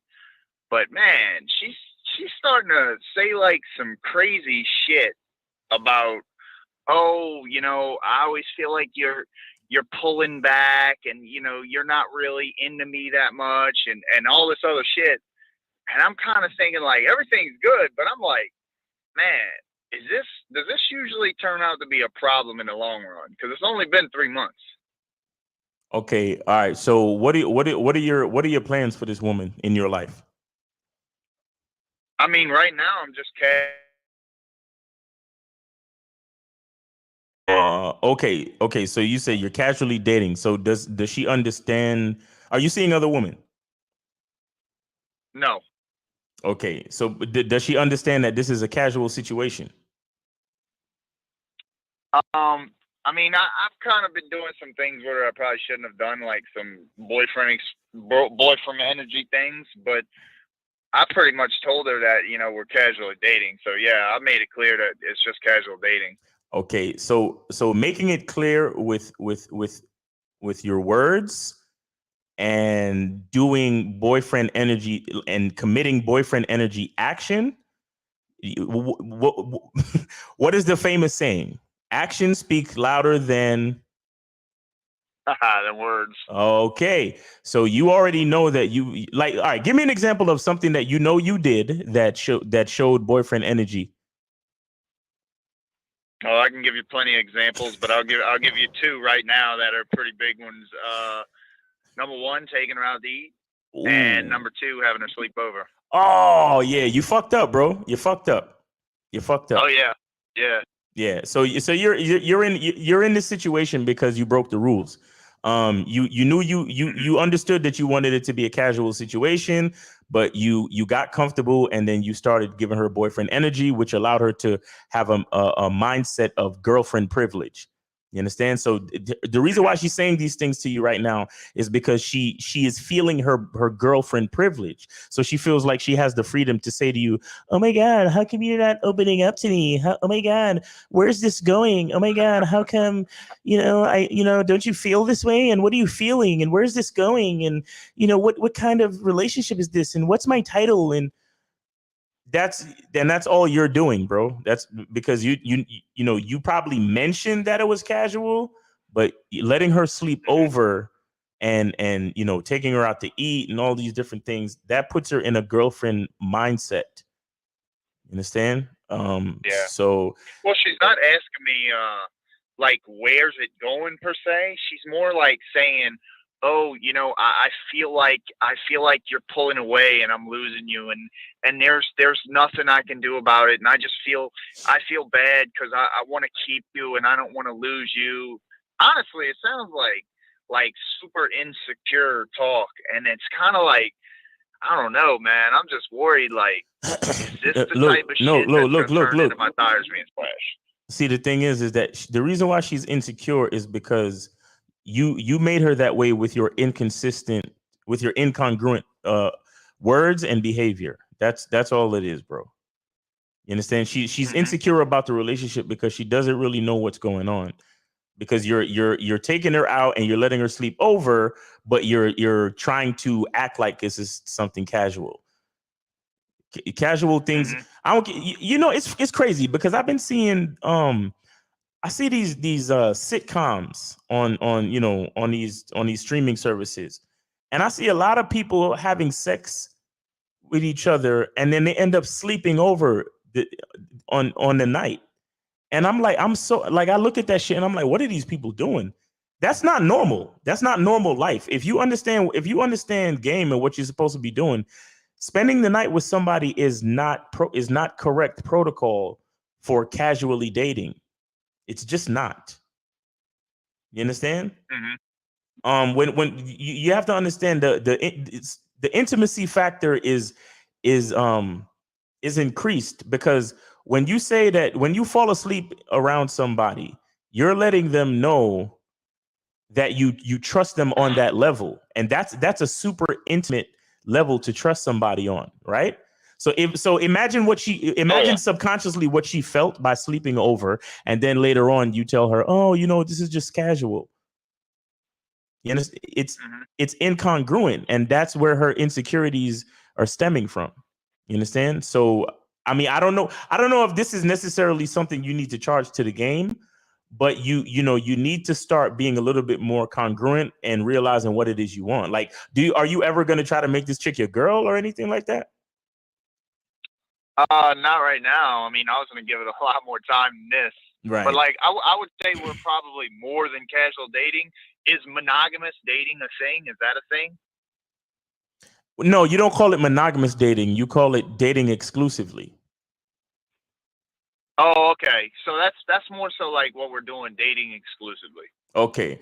Well, I don't know. Maybe if that's what you want to do, then see, I wouldn't even really mention that to her. But what I would do, but because it's only been what you said, 3 months.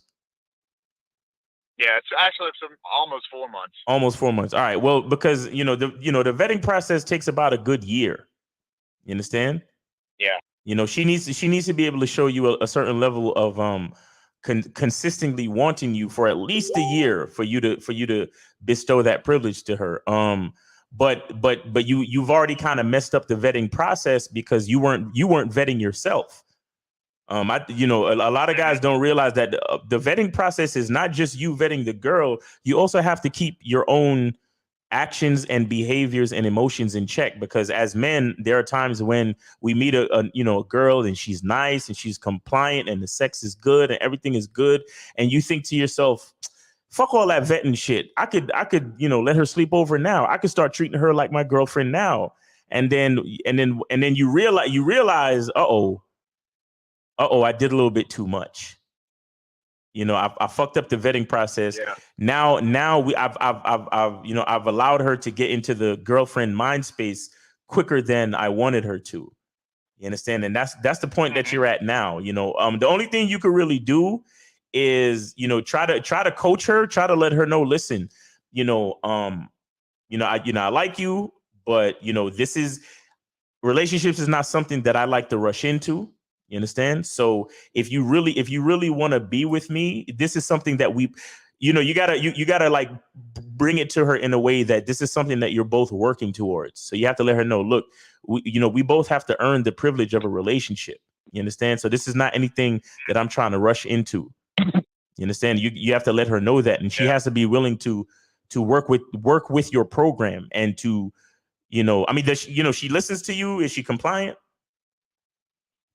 Oh yeah, I mean everything's good. Like okay. Even the other night she was saying, she was like, oh, I have to start looking at you just as you look at me, and this is just sex, but I'll try to look at you like that, but I can't make any promises and all this, and I'm not even saying that. You fucked up, man. You fucked up bad. You fucked up, bro. I don't even know what to say. Up. I'm just looking at her like, what the fuck?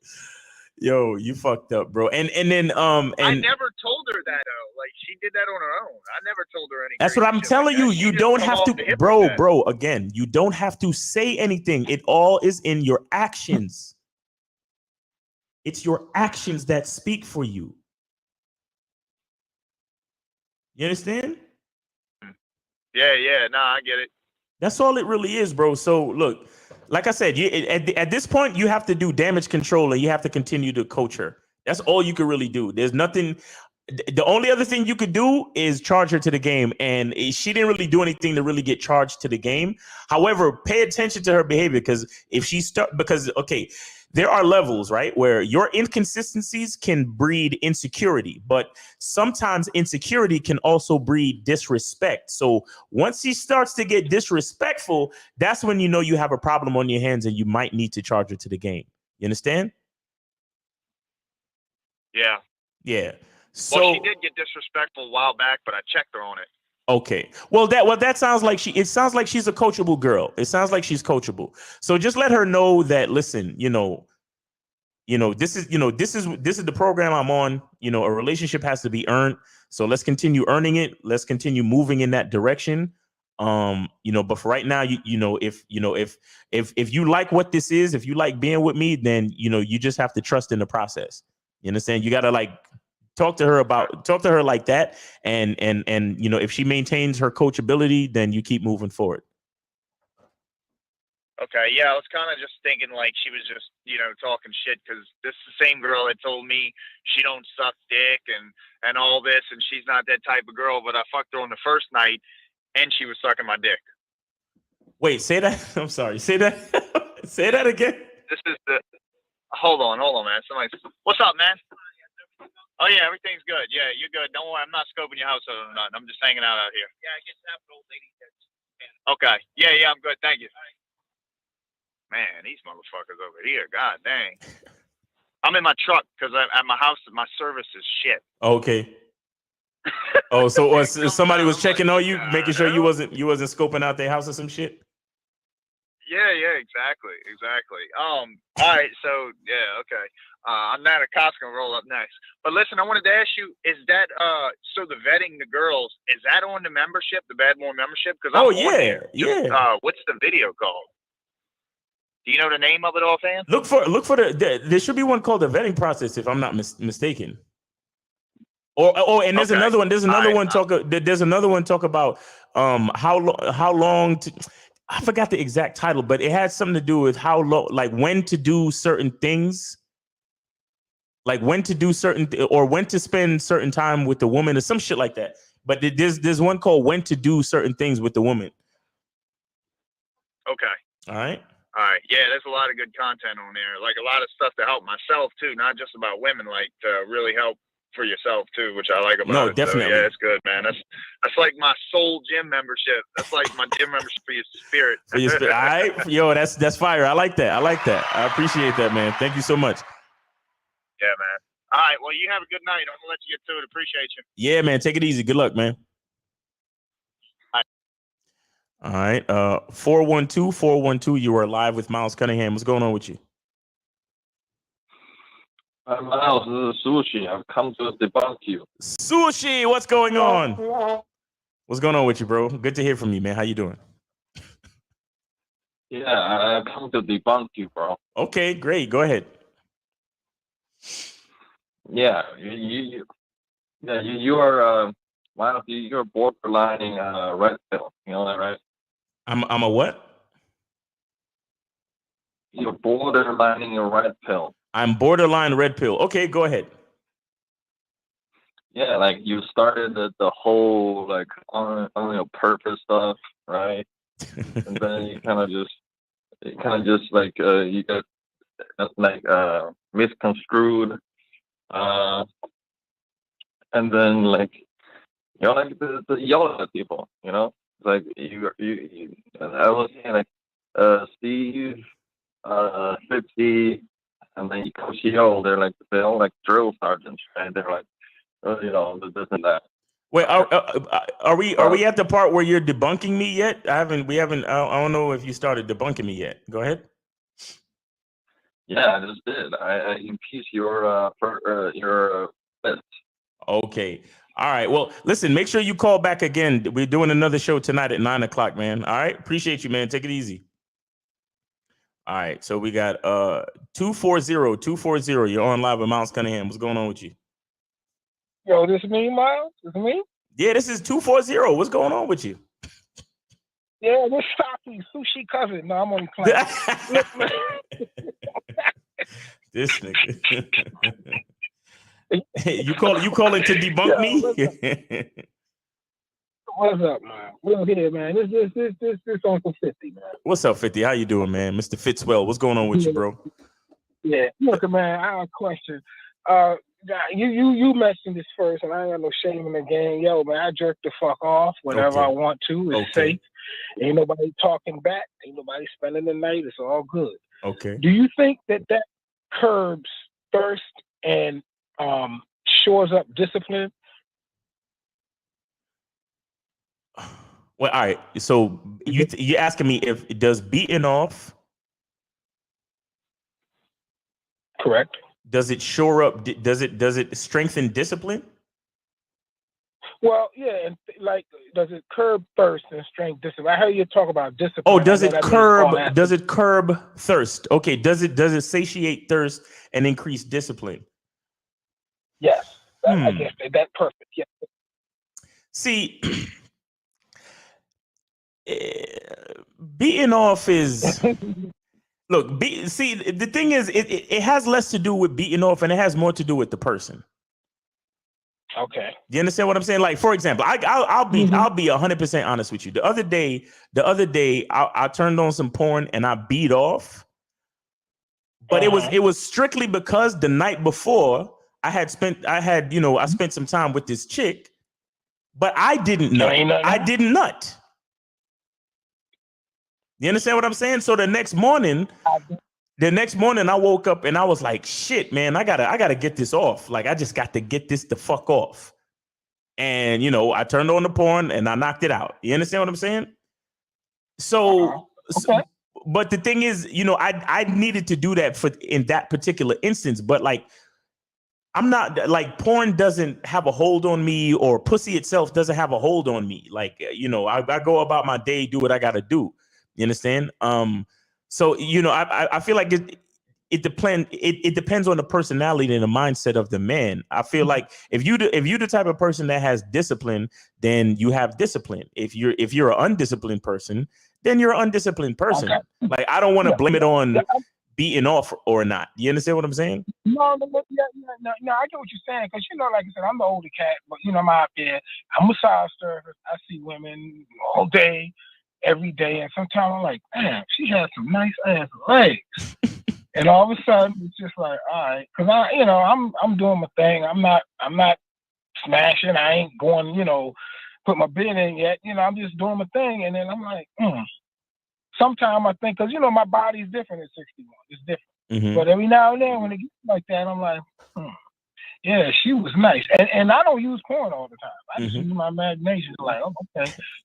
So I was just asking that because, it's for me, I ain't got no shame in my game. I'm doing that shit since 10. But now it's like I'm 61 and it's like, it's more work for me. But, I'm like, well, fuck, she look good. I remember that motherfucker at the bus stop. Right. Man, that bitch on the bus has some fat ass legs. stuff like that. Not, because I ain't going out,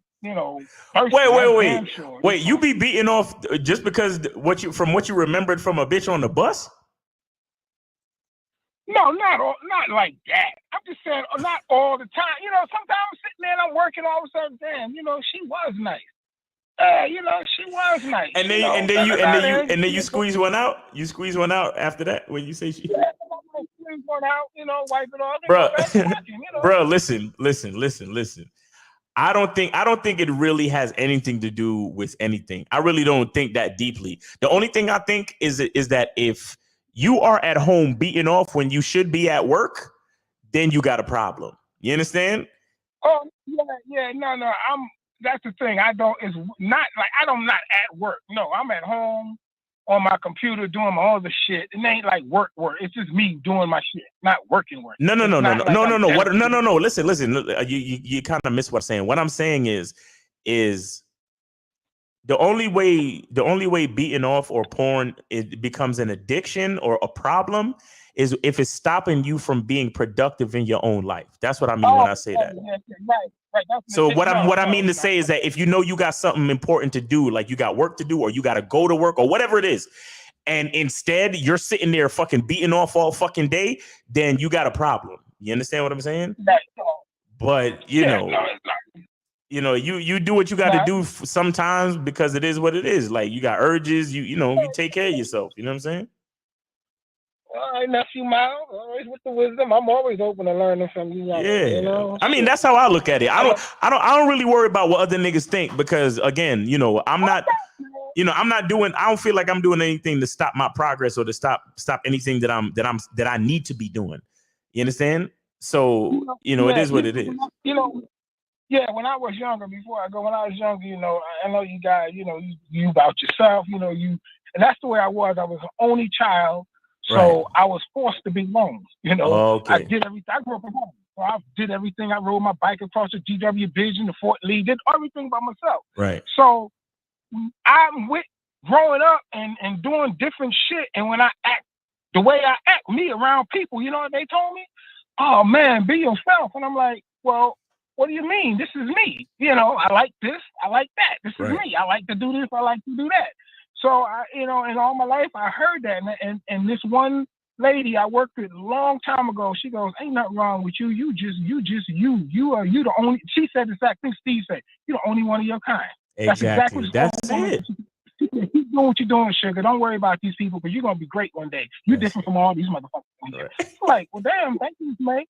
So and I growing up, and even now, it's like I'm a different person. I'm just that nigga, oh yeah, that's white. He crazy. He does his thing over there. Yeah, he gonna talk to him. He does his thing. So I appreciate you, Miles, because you definitely put the spirit, the wisdom, on all the game, on all the broadcasts, man. I be telling people, yo, man, you heard the game on me? You heard no game up there? Your game up there? Nah, okay, here's the link. I be passing the link out. Appreciate you, bro. Out the door, out the window. Because these niggas out here, man. And another thing, you in the car almost got my ass smacked one time. What? Yeah, this is a joke, but it's this downside. The dude was laughing too, but he went away thinking. He was talking about how official his girl was, because I was listening to y'all one day on the site. I had this all bullshit job in Carolina. He said, yeah, man, well, me and my girl, we cool, I did a favor, man. She official, she about me, she ain't doing nothing. I said, well, give me her phone number. He said, what?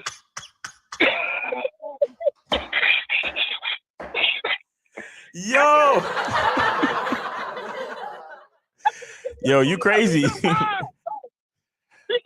wow, what's up with you, Unc? I said, you said your girl official, right? Yeah, let's test. Let's test that theory. He said, nah, Unc. He said, nah, Unc. I said, why not? He said, I don't know, but nah, man, that shit is what? I said, why not? But so yeah, I'm telling you that shit. Yo. Yeah. I do that to niggas on a humble niggas that be young boys be talking shit. Right. I say, give me her phone. I do that on a regular. And the other dudes in the room, they kind of look like their whole faces change. Like, oh shit, wait a minute. Wow. Let me call my girl now. I mean, they be texting on the phone. I see it. Well, I be still joking. I said, give your girl a phone number, man. Let me teach you some things. Oh my And God! they be like, You gotta be careful, bro. Yeah. You that's depending on who you're talking to, that's borderline disrespectful. You gotta be careful, bro. I trust me. I'm 61. I want to live to be 62. Okay, Yeah. so I'm Yo, man. Yo, it's always a good time talking to you, man. Appreciate you, man. I'm gonna get to these other calls. All right, bro. All right, man. Take it easy, man. This dude 50 crazy. All right, 908. You're on live with Miles Cunningham. What's up? Yeah, how you, Miles? I'm chilling, man. What's going on with you? Yeah, good. I just called for 2 quick questions. All right, go ahead. Go ahead. Yeah, I'm trying to get better with my my street approach and court approach. But question, sometimes I come across a girl that's on the phone. Usually I go direct and I'll be like, she'll be on the phone and I'll be walking past and I see her and I'm like, oh, she look good. So I'll walk up to her, be like, that your boyfriend on the phone? And then she'd be like, she started laughing. And then I'm like, hang up your phone real quick. I want to talk to you. Right. You think that's a good approach, or it should be a little bit more softer like that? It's just some of them be like, giggle and then they start talking. And then some would be like, oh, wow, you mad aggressive. Like, I'm on the phone. So is that okay approach? I think it's a good approach. If you feel comfortable doing it if you feel comfortable in yourself doing it, I think it's a good approach. The only thing I would say to you is that you need to as you do it, you need to assess the situation. So if she doesn't get off her phone or if she says that you're aggressive, then you leave that alone. Be like, oh, my bad. All right, you have a good day. Talk to you later or see you around. And then, but the girls who giggle and whatever, just move forward with those girls. Because look, it's not really about the approach. It's about the numbers game. You understand? It's about the hustle. Okay. The approach doesn't fucking matter. You could be the nicest guy. You could have a halo over your head. You could walk up to the girl and be like, hi, my name is Jesus Christ, and I bring blessings from God himself. And it could be a woman out there that's like, get away from me. Who the fuck you think you are? I don't got time for you. Right? It doesn't matter. It really doesn't matter what the approach is. What matters is if you're comfortable saying it. So if you're comfortable saying it, just assess the situation. If the woman seems receptive, then you move forward. If she's not, then you tell her, hey, peace, you have a good day, and keep it moving. That's it. Yeah, I feel you. I'm just cut through the bull because that way for me it works because I feel like I cut the bull, like find out immediately if she got a boyfriend, and I find out, like if she interested in me at the same time because she got off her phone. Like some of them would be like, I call you back, girl. I'm talking to somebody, right? And I'm like, all right. Exactly. So in those situations, you assess that, oh, she seems like she's interested. So you move forward with situations like that. You understand? And be like, and don't let her put her phone away neither. Be like, listen, as soon as she get off the phone, you start telling her your number so she could put it in. Be like, yo, text me right now. And when I text you back, I'm gonna be texting you the details to where I'm gonna have you meet me on Friday night or whatever it is like that. You see what I'm saying? Yeah, I got you. And sometimes I'll be like, tell your friend you're gonna call her back. Yeah, dude. Yeah, I mean, bro, if you're comfortable with it. No, it's not. Yeah, she'd be like, oh no, it's not my boyfriend. I'm like, oh, that's your friend. All right, tell your friend I'm gonna call you. I'm gonna call you gonna call her back. Yeah, tell her you're gonna call her back and tell her I got some dick for her too. But anyway, what's your other question? The second question is mostly I do groups at the club, but sometimes every now and then I might see a girl with just her and her friend, and like, oh, I'm chilling with me and my friend. So I try to talk to both of them after a while, and then eventually, I close the deal, and then I'm making my way to talk to other people. But like, you'll see like the girl we'll be kicking it off and hitting off, and I'll talk to the girl, and then after that I'll talk to the girl that I really want, and I'll be like, take your number out, let's sign up. And she kind of like standoffish, I guess, because her friend is not getting no attention. But I don't have no boys like that's single or that I know that I can, kind of like give towards the girl. So sometimes she'll be like, oh, we can, or I don't know, So I'm trying to figure out should I like give the girl that I don't want my information as well, so she won't feel left out and the girl won't call back. Because sometimes I'll close the deal and then she'll like pull her friend away from me before we finish talking and I'm about to leave. But I'm about to head out. He'll take my number. She'll be like, come, let's go get a drink. And I'd be like, try to figure out, like, sometimes I try to be like, oh, follow me so we all can hang out. But I don't know if that like works. Nah, look. Again, it's really about the hustle. It's really about the grind. It's about the numbers game. You understand? You say what's up. You say what's up to both of them. You understand? You be polite to both of them. Yeah, I've been doing. Yeah, and then and the thing is too, don't waste too much. Don't waste too much time. Don't try to oversell the conversation with the both of them. You know, you're there to be polite, and you're there to go after the one that you really want. You understand? At this point, there's no reason. You know, I mean, look, you have a couple of things that you can do if you're a sociable guy. And like, let's just say you're a party promoter or you go out a lot, so you know all of the spots and the events and the parties and shit like that.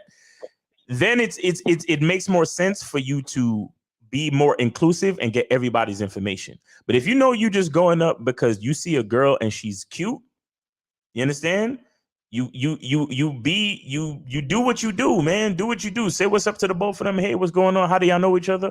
All right, cool. Listen, I'm gonna borrow your friend for a quick minute. That's what you tell the other girl. Let me borrow your friend for a quick minute. You understand? And if she don't want to leave with you, be like, listen, put my number in your phone real quick because we can hang out. We can hang out this weekend, or we can hang out in the week or whatever. I'm trying to get to know you or whatever. And if she's not receptive, then you leave it alone. Look, the numbers game is really the most important thing, because you got some girls who it's really all about their desire to get to know you compared to whatever it is else they're feeling. So if they're feeling that, oh, my friend feels a certain way or I'm uncomfortable, then that just means she's not feeling you. So you leave it alone. You understand what I'm saying? Yeah, sometimes I get lucky and she'd be like, oh, I'm not single, but my friend is, so you can go talk to her. But like every other time, like you said, it is a numbers game. Because sometimes they won't care if I get the number, but sometimes they're like, oh, let's go. Like I'm talking in mid conversation, she going back and forth, and they'll just pull her across the room. Oh, let's go over here. Exactly. And I'm like, wow. Exactly. So the thing is to focus on what you want. So if you see two chicks and one of them catches your eye, go after her, bro. Go after her, because you never know what it is. The one that you like might be the one with a boyfriend. And then if that's the one with boyfriend, you'd be like, all right, cool. Y'all have a good night. It was nice talking to y'all. Keep that shit moving, bro. Because look, if you get out, because if you go after the one that you want, right? And then she says she has a boyfriend, and then you try to holler at the other one, it's gonna look like you just desperate. You're gonna look weak. You understand? So you have to be careful with that. They both single. Yeah. Yeah, or just be like, or if you like both of them, you could go up to them and be like, all right, which one of y'all single? You understand? Because both of you are ridiculous. Like both of you look like some really cool chicks, and I want to get to know the both of y'all, but I know at least one of y'all got a boyfriend. You know what I'm saying? And then one of them might be like, oh yeah, it's me, and then you be like, all right, cool. And then you holler at the one that don't have a boyfriend. You see what I'm saying? And be like, look, I take up too much of your time. Just take my number real quick, and I'm gonna text you the details of when we gonna hang out. And then go ahead. Yeah, go ahead. Yeah, I was about to say shout out to the Bad Boy membership, because that almost happened to me where I was able to almost get a threesome, but that shit ended up being like something crazy because she got sick off some hookah and stuff. But they were like pretty much like she was about to set me up with her friend because her friend had came from New York. Nice. And old girl was like, you can't fuck both of us because this is my cousin, but which one you want? And I was like, I got this hotel, but then like I walked making my runs around the club, and then they ended up leaving because she got sick. Oh, but okay. Yeah, that can't happen. Yeah, I was like, oh shit. Right. But I hear what you're saying. Get in, get out, and get your point across. That's it, man. Get it. Yeah. Focus on what you're focus on what you want to happen, and stay focused and do what you got to do. All right. Yeah, appreciate you, man. All right, man. Take it easy, man. Good luck. All right. I think who we got on this? 111. You're on live with Miles Cunningham. What's up? Yes, Nez from London. Nez, what's going on with you, man? Good to hear from you, man. How you been? Yeah, I'm good, man. How are you? I'm chilling, man. Go. You got a question real quick or what? I think this is the first time I called into your show specifically. Okay. But yeah. So my question is, occasionally in the past when I've gone out to these kind of parties and events, when I've been trying to like talk to women there, or trying to talk to chicks there, or just like being confident and being sociable, a couple of times there've been these goofy chicks who aren't really kind of friends with the women that you're trying to get with, but they kind of try and show you up in front of everybody, because they're not getting any attention, or they just want to like knock you down or bring you down somewhat. So my question is like, how would you deal with them in that situation, and kind of hold your frame, because a part of me just wants to, when it happens, or when it did happen in the past, just want part of me just like wanted to tell them to like fuck off and like curse them out and stuff, but I'm just like asking how you like, is there a specific way you need to maneuver that, or should I just ignore them if it happens again? Yeah, if you approach a group of girls and then you're not getting any you're not getting what you want from the situation, the best thing to do is to just exit the situation. You could either tell them to have a good night, walk away, or you could just walk away. You know what I'm saying? It doesn't. No, that's not what it is. It's like the chicks who you're trying to get at, they may be receptive, but then there's like a fat chubby chick there, like in the group that's not really no one's really talking to or trying to get at. Right. So she kind of gets like low no, key. Okay, jealous, but but listen, Nez, how receptive is the girl that's receptive though? Because if she's receptive, then you should be able to quickly give her your number and be like, yo, just text me real quick, and when I text you back, I'll be giving you the details of our date. You understand? You gotta be quick. So when you say that the girl is receptive, what do you mean? No, I mean she's engaging you in conversation, but these aren't really like these are kind of like house parties and events, like mutual settings. Okay. Where people meet up. Okay, so that's what I'm saying. So as soon as the girl is giving you conversation, you let her know that you're interested in going out with her at some point, and for her to text you. And you're gonna text her back with the details of your meeting or your date or whatever you want to say. You got to keep it quick because you have other people to talk to. You understand? So you want to be able to get that going even before the cock blocking chick comes into the situation. You understand? And then once she starts talking shit, you just be like, hey, you say peace to the chick that gave you the number. You know what I'm saying? And then you just tell everybody in the group to have a good night and you exit. That's it. You got to keep it moving. You got to keep it moving because you got other girls to talk to at that same party. You understand? Right. Yeah. But sometimes it takes a while to get them to warm up. I can't. It's hard for me to go through all that within 2 minutes. I kind of have to build up a conversation and keep the conversation going over like 5 minutes, 10 minutes, 15 minutes, whatever. Right. But seriously, bro, it shouldn't really take that long. It really shouldn't take that long. You should try to design your conversation to where it's really simple, and what you require from the female is easy to understand. And what I mean by that is you're approaching because you find her attractive and you'd like to spend some time with her outside of this party. That's really what it is. Text, here's my number. Text my phone. Take out your phone. Let me give you my number so you can text me. I will text you back with the details of where we're gonna meet. It's like you don't need to go too far with the conversation, bro. Like you really don't. Because all she needs to know is that you want to hang out. That's all she needs to really know. You find her attractive and you want to meet, you want to spend some time with her outside of this party at another time. That's all it is. You understand? And see, anything else that you're doing is really just you trying to, I guess make her comfortable and all that type of shit. And all that stuff is doing is It's you sort of pedestalizing her and you making it seem Right. when you do a lot of that, when you talk to a girl for 15 fucking minutes, what you're doing is you're making it seem that you're not comfortable being straightforward with what you actually want.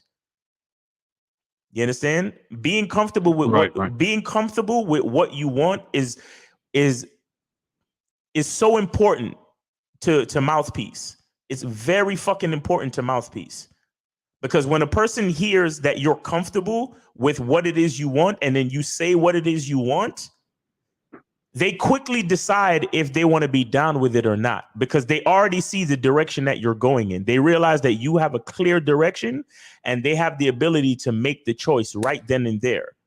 You understand? And you get a chance to assess the situation, and you get a chance to assess if the woman is down and if she's not. And if she's not, hey, it's nice talking to you guys. Have a good night. And then you move on to the next group of girls or whatever it is. You understand? The game, you know, the game is about quickly providing an opportunity, seeing what the response is, and then moving on. It's not about anything else. It's not about your ego. It's not about how, you know, trying to make a girl feel this way or that way. It's about, hey, I'm out here. I'm a great guy, and I'm offering you a chance to get to know me. Would you like to get to know me outside of the party? No? All right, cool. You have a good night. Take it easy. And it's the most important part is keeping it moving. That's the most important part, bro. It's not about getting upset. It's not about letting her fucking cock blocking friends, you know, insult you and make you feel offended, or it's not about that. It's about getting it's about getting the numbers in. It's about you talking. Hey, what's up? How you doing? Blah, blah, blah, blah. Like, you know, my name is Nez. You know, you seem cute. You know what I mean? You know, I like your shirt. Okay. You know what I'm saying? You know what? I'd like for you to wear that shirt the next time we meet each other. You know what I'm saying? Or wear something like that the next time we meet. Or, or that color. Like, I love the color of your blouse. You know, blue looks so good on you. Then, you know, when I take you out for a drink next week, I want you to wear something blue. You know, like get into the frame of, I want to see you outside of this situation. You understand? Because you're letting her know that you have a clear purpose as to why you stepped up to her. I didn't step up to you to build rapport, to make you feel comfortable, or to act 90 seconds, or to act like talking to you is a big fucking deal.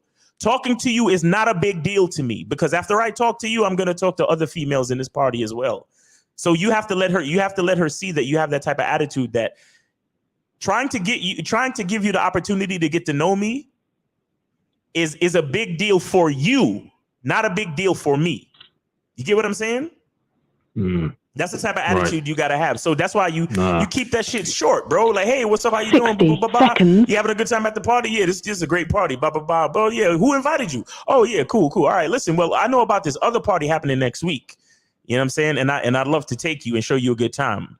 Put my number in your phone. Text me, and I'll text you back the details of the situation, and then we can hang out next week. Boom. And if she's not with it, all right, man. If she's not with it, hey, have a good night. Take it easy. You understand? That's it. Oh, I got it. All right, man. Yeah, cheers. Thanks a lot. Yeah. All right, man. Shout out to you and Lucario, because yes, I kind of I disagree with you two on when it comes to the looks aspects, obviously, but you know, you two obviously drop some really precious gems out here, and you know, I am really thankful and grateful to you, and I shall be carrying on supporting your show and channel and donating as well. So thank you, bro. 10 seconds. Appreciate it, man. Thanks a lot. Yeah. Yes, sir. Be safe out there. All right, and then we got one last call. 519. What's going on? It's Miles Cunningham. What's going on?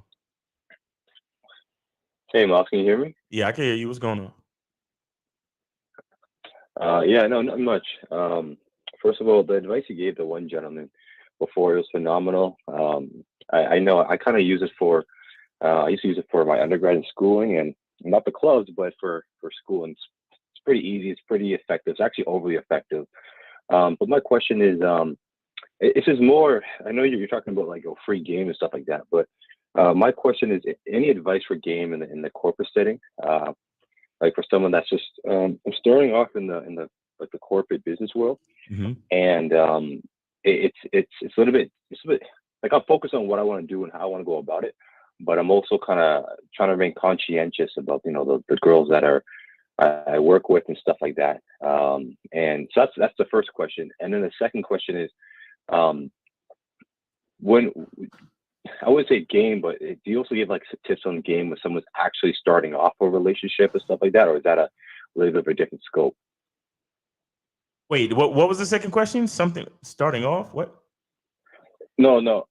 Like for example, like I've used game already, and I basically when I've used game, it's not that hard to get a girl and stuff like that. Right. But what about like in the beginning of like I guess if you're trying to start off a relationship and stuff like that, and you're also trying to like start your corporate field and corporate career. Yeah. Any tips on just like how to kind of like navigate and not protect yourself, but still keep focused on the bigger picture, because once you start to see it being in a certain commitment level, it kind of gets you off track. Like any suggestions from that? And that's the second question, but I'd rather focus on the first one. Okay, so you're asking if there's any game for the corporate? Yeah. Actually, Like, but okay, what are you trying? When you say that, what are you trying to accomplish exactly, though? Well, a couple of things, like move up the corporate ladder while still like land myself a baddie at the exact same time. Okay, But so I you mean, so like, you want to attract. Go ahead. Sorry, what I'm trying to say is basically it's when I'm at work and there are baddies that I work with that are they're shooting their shot and stuff like that, and I'm trying to, I guess, still protect myself by moving up the ladder because I just started, while still trying to get a baddie, but not making it affect my corporate setting and the corporate achievements that I want to accomplish. And that's where, because it's different when you're a university student, right? It's different when you're you're a free man going to the club, but when you're actually trying to push and get, I don't know, bonus or whatever, this or that, trying to get the higher ups to understand who you are, it's a little bit of a different ball game. And I don't hear enough brothers talk about how to maneuver through the corporate environment while still getting a baddie at the exact same time when your job is also on the line. Where if you're in school, it doesn't matter. You could go to school and like go to a club, go here and there, you're good. But when you're actually working for a top company, it's significantly different. You got to be a lot more on your toes. So just any suggestions from that lens? Okay, well, I don't really suggest talking to women at your job that much. I really don't suggest it. I think there has to be other places that you can score baddies, like after maybe a happy hour after work or whatever, but places on the weekend. Like, do you have to talk to these women at your job? No, that's the thing I get really good. What if it's not that they come to me? They come to you. The portion where, and what do they say when they come to you? Yeah. They ask for like basic stuff, maybe help on the report. Do you want to go out to grab some lunch or simple things like that? And the reason why it's different is because I don't want to. It's not like I don't want to mess with them at all, but not at work and stuff like that. And I'm always okay. Wait. Slow down. You said they come to you and they ask you to go to lunch. Yeah, it's just honestly, I don't know. It's just basic stuff. It's like, oh. So how do you know they're shooting their shot though? What about it is signaling to you that they are interested in you outside of work capacity? Oh no, that's simple. It's just often their behavior and let's go to the separate meeting room and stuff like that, and just chatting, and they're being too friendly, too close, too personal. It's kind of obvious. It's not even. I don't know how else to put it. It's just like it's a little bit too friendly and stuff like that, too close, and where it's like when someone is being that close and that friendly to you. You just have to say anything they'll do it. Sometimes I test it out by literally saying, "Oh, well, you know what? I haven't had a coffee in a while. Do you mind just like going up the street and get a coffee?" And they'll do it just like that. Right. I'm like, okay. Or even another example is if I make up random things and they'll just naturally do it because they want to be in my presence for the most part. But that's the part where it gets scary for me because and also you could just tell when someone is they're trying to fill you out right off the gate. Right. And it's really blatantly obvious. It's very obvious. Okay, now, okay. All right, slow down. So the thing is, so what are you looking for? Are you looking for a girlfriend or are you looking to smash? I'm just trying to say, how do you? The smash side of it is more. I don't even know if I even can, and I'm more cautious about the work environment as a whole. That's what I'm more scared about. So how do you? Okay, yeah, the smash situation. How would I go about that? That's probably the most ideal. Because you're saying don't, but is there another way? No. Okay, listen. See, the thing is, it has to do with how much control you have and how much self-control you have. That's what it has to do with. Because listen, if you're the attractive guy in the office that these chicks are curious about, you have to if you're gonna smash, then you have to just smash. You understand? Mm-hmm. Because here's where the office shit gets fucked up. Hold on. Here's where the office shit gets fucked up. The office shit gets fucked up when you have sex with a woman and then you make it seem as if you may want to pursue a relationship, or you let her spend the night, or you do some type of boyfriendy type shit. And then they start to catch feelings. And then when you say to her, "Oh, look, this was just some office fling. Why are you acting like this?" Then she's like, "Oh, you're a son of a bitch, man. You took advantage of me, and you did this and you did that." But so what I'm saying is, if you see that these chicks are interested in you and they're throwing it at you, you have to be that guy in the office that provides dick, and that's it. Just like how they go to the water cooler for water, and that's all they can get at the water cooler. Then you provide dick, and that's it. So it's like, and you have to do it for all of them. You can't treat any of them different neither. And another thing you have to do too is you have to figure out ways to fuck them very fast. Very fast. And what I mean by that is if you say that if they say, "Hey, let's meet at that motel down the street," you get into the motel, you fuck, and then you leave. No cuddling, no extra. You fuck the girl and be like, "All right, see," as soon as you finish fucking, you take off the condom and you start putting on your clothes and be like, "All right, I'll see you at work tomorrow. Peace." And you make sure y'all both drive separate cars and all that type of shit. You understand what I'm saying? You can't do anything extra, nothing extra. You can't act like you're cool with them, like you like them like that. You can't act like that. The only thing you could do is give them good dick. Make sure you know how to do that part, because if you fuck one of these girls and you have a bad performance, they're gonna talk.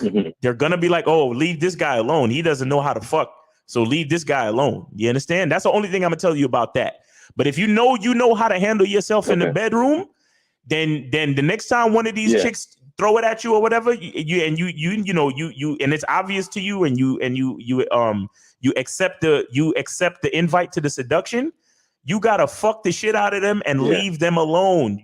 You can fuck them in the bathroom, fuck them in the broom closet. Make sure there's no cameras. You gotta watch. See, and that's why this type of shit starts to get so dangerous, because if somebody catches you, or if something goes down, you can fuck your career up, bro. You understand? So it's either you go into it, and you go into it understanding understanding the risk, or you leave it the fuck alone. There's no because here's what's gonna happen with most guys. There's gonna be a chick at your job that's a baddie, and the fact that you even called her a baddie lets me know that there is some part of you that pedestalizes women. And I don't need you to admit it, and I don't need you to refute it. It is what it is. So you might fuck the baddie, and then you might catch feelings, bro. And then when you start acting weird, that's when the misunderstandings are gonna come in, and that's when the spiteful actions might come in, and that's when she might say something fucked up to your manager to demote you, or to fucking have them looking at you a certain way. You get what I'm saying? This is why So if you're going to live that type of life, you have to already have the mindset that all you're really gonna be is possibly an office gigolo or an office boy toy, and you have to be able to equally service these chicks in the workplace. That's what you got to do. You understand what I'm saying? If you know you can't do that, if you know you can't do that shit, bro, then leave it the fuck alone.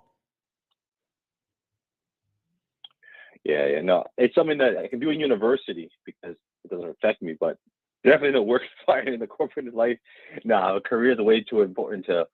And I'm not. And also, I just started like a couple months ago, so I got to keep my head kind of low just to move up. But no, that's you're absolutely right, man. But then the other quick one I was curious about was now, what if I really do have a chick already, and it's still early enough in the relationship where it's not set in stone? Is it still worth, still, if I want to tackle the corporate chick that like the advice you told me, if it's really early on with this other girl that I'm kind of talking to, could I still technically have some fun, or is it best, when you start someone with someone, just cut off the rest? Because I'm thinking about the rotation aspect, and I wanted the fine line when you actually settle down with a girl, when you should stop the rotation and just focus on not the main chick, not focus, but realize, okay, this is what you want to build with. This is the girl you want to build with, because I can never tell when to stop the rotation versus is it even worth stopping the rotation as a whole if you find someone that you want to build something long term with. How old are you? 27. 27. Are you trying to get married anytime soon?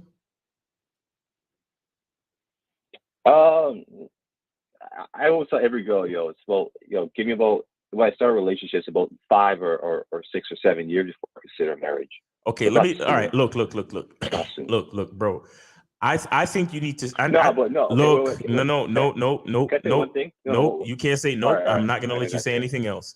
You need to focus on what you want, All bro. You are all over the place.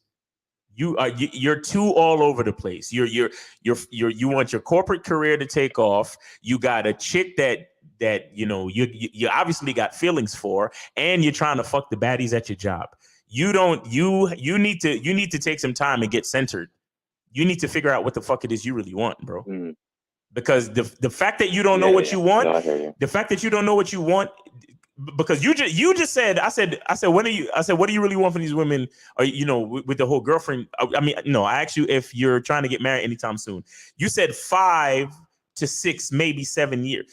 Do you understand that doesn't answer a fucking question? If you can't answer a question, then what it truly means is that you don't have a clear idea of what it is you want.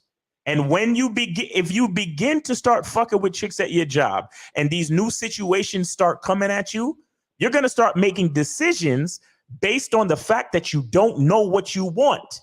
That is leading you to disaster. Do you understand what I'm saying? Yeah, I do. That's fucking disaster in itself. And TV. No, that makes sense. And it's mostly, not just me, it's a couple of fellas that I know, we're all around the same boat. And sometimes I just got to hear from an old cat that could just break it down to me like that. So I appreciate it. Like, it's not like I'm offended. It's like some honest, candid feedback that, you're right, man. Thanks, man. All right, man. Well, good luck to you. And again, try to figure out what you really want and make the decisions accordingly. Yeah. You understand? And remember, the bottom line is don't try to don't shit where you sleep. Don't shit where you sleep. So if your career, if your job is really important to you, I do not advise really fucking with chicks at your job like that. You understand? I really don't advise it. All right. No, thanks, man. I really appreciate that. All right, man. Thank Take it easy, man. Good luck to you. Yeah, thanks. Take care. All right, peace. Yeah. Oh man. So we went long today. Y'all be calling in when the game is free, huh? Y'all motherfuckers love calling in when the game is free. Jesus Christ. And I ain't even get to the questions.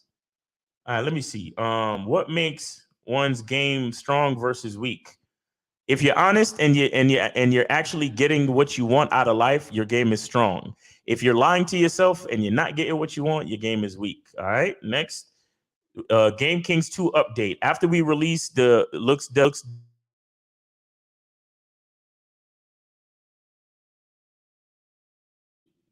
I don't know why that happened. Game Kings 2. We're gonna get on Game Kings 2 after we release the Looks Doesn't Matter book officially. Let me see what else. Greeting Miles. Last night you told the man on the show who was 6'2" not to state his height. What if you're short? Should you still state your height? Isn't she going to ask, is it catfishing? If the dating app has an option to list your height, list your correct height. list it. But the guy put it in his bio where it doesn't really ask you for your height in your bio. He put it in his bio. But what I'm saying is you don't need something like height. You don't need to put that in your bio. I think you should let your pictures speak for itself.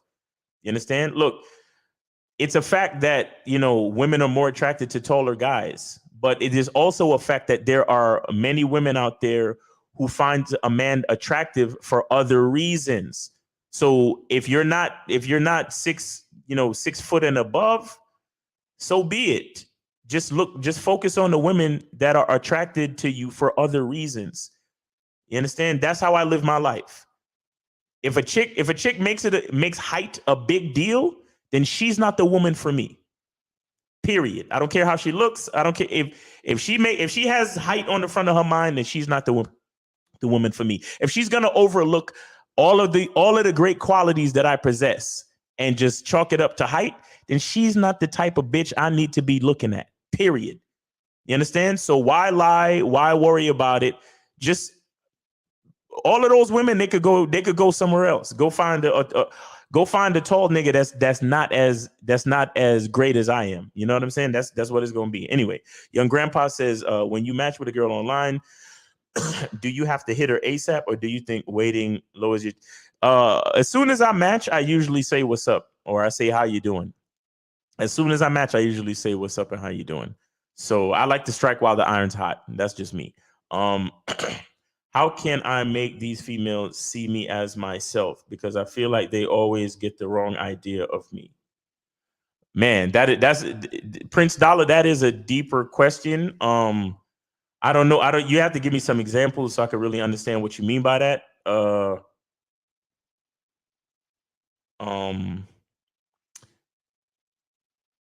My first question would be, do you have a clear idea of who you are? You understand? Because maybe your behavior is incongruent with your identity. So, but again, that's like a deeper conversation. But I appreciate the question though. All right, another question is Chris the Player says, Miles, do photographers borrow your clothes or you gotta bring your wardrobe? Oh, do they borrow you? Do they let you borrow clothes? Nah, you got to bring your own wardrobe, son. You got to bring everything. These snapper photographers are literally just by the hour regular ass photographers. They're not providing a wardrobe and all that shit. Usually, I mean, maybe you might find a photographer that does that, but if the photographer has the amount of money and resources to do that, he probably wouldn't be doing snapper. You understand? So understand that. Okay. Another question. AJ Lino says, just charge a chick I've been seeing 7 months. She's been showing me signs of low interest, bailed on me twice. Previously, we were supposed to get together. She's trying to talk on the phone. Right move? Yeah, pretty much. Even though you've seen her for seven months, if she flaked on you, one flake is bad enough. She flaked on you twice. Yeah, you don't necessarily have to charge, but you definitely have to demote her. You have to put her towards the back and start prioritizing other females who value the time. You understand? Who don't flake. Who, when you set a date and they agree to it, then they do their best to keep it. That's the most important thing. All right. Christian Goggins says, is there anything wrong with putting in more effort up front when talking to women? If that's what I like to do. I would have to have a conversation with you and find out what you mean by putting in more effort. That's kind of vague, because it really depends on what you're doing. You understand? Because if putting in more effort to you means doing things that show boyfriend energy, then that might be a mistake. You understand? So we would have to assess what you mean by putting in more effort. All right. Let me see. Chris 1997 says, Miles, how would you suggest I stop giving a fuck about what random people think about me when I go and speak to a woman? That's always been the main thing to hold me back, the opinions of others. Well, again, I did a video the other day called Why You Don't Know What to Say, and the reason why you guys are uncomfortable with talking to women and them not feeling you is because you're always worried about what other people think. the best way I would tell you is to focus on what you want and realize that you don't, you have to live life in a way that you focus so much on what you want. It's hard for you to focus on anything else. So therefore, the opinions of others take a back seat, because the thing that you want is the most important thing. And if you see a girl over there in a room full of people and she's cute, and your soul, your mind says, man, that girl is attractive, I want to go talk to her and see if I could get her to go out with me, then that's what you got to be focused on.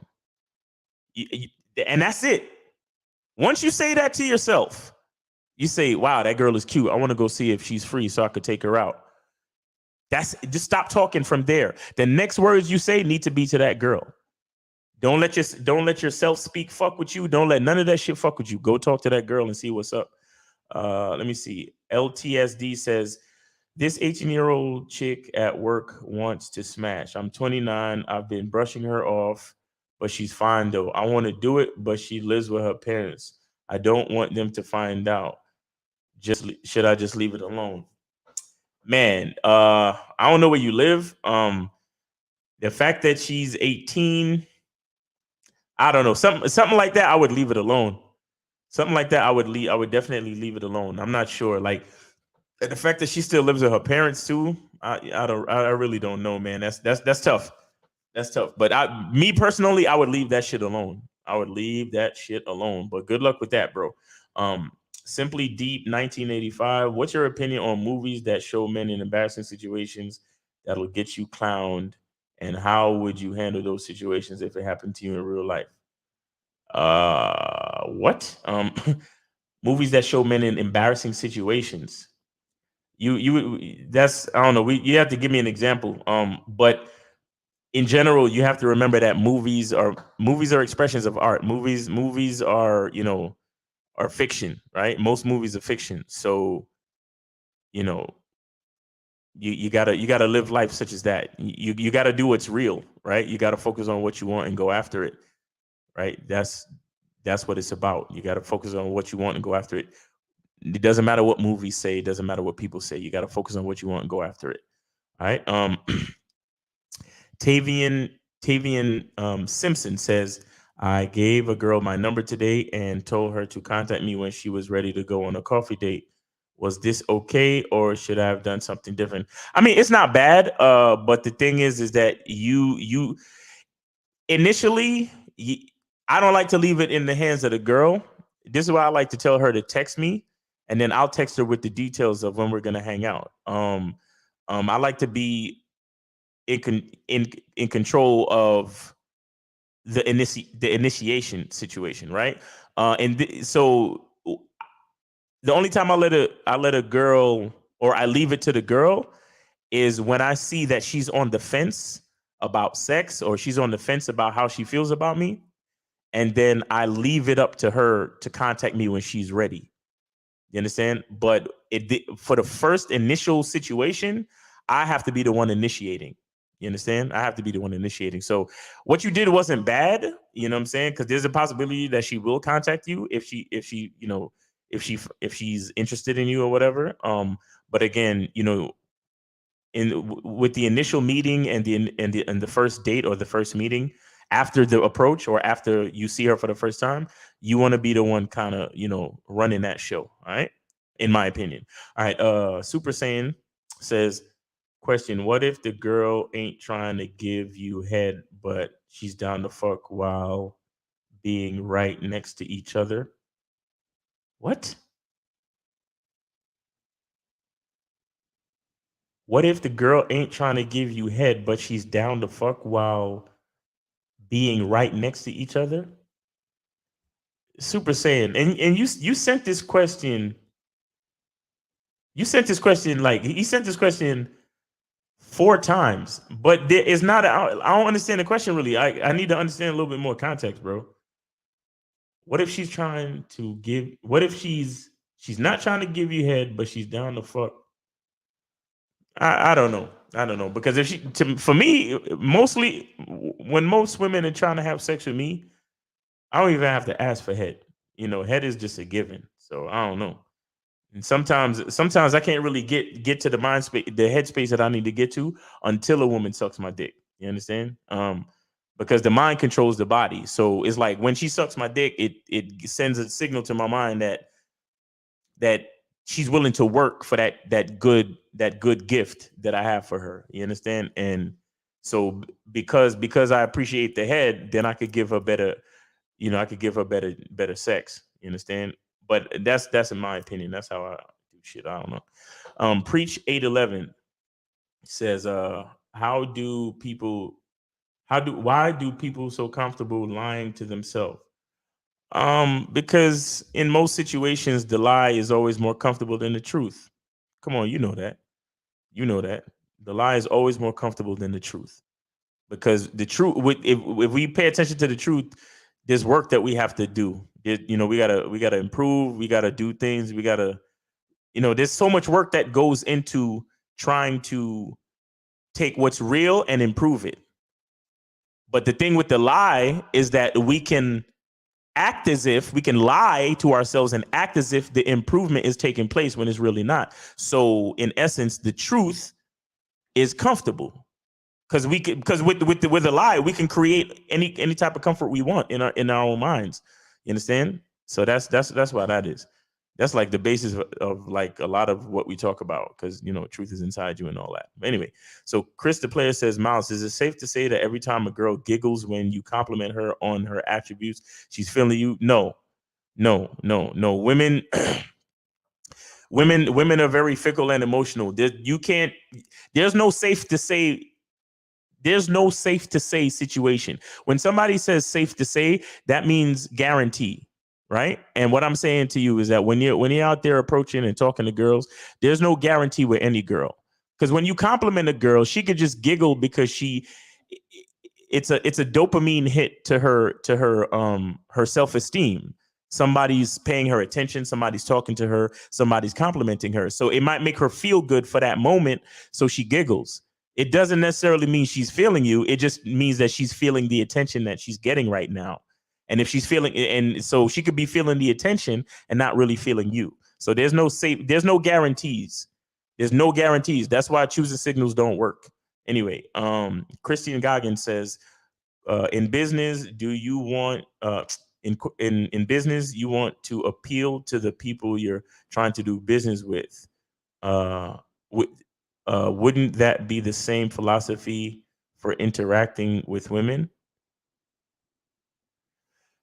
Not exactly. Not exactly, because business, remember, you're selling us, you're selling yourself, you're selling your personality, but you're also selling a service, a service or a good, some type of goods or service.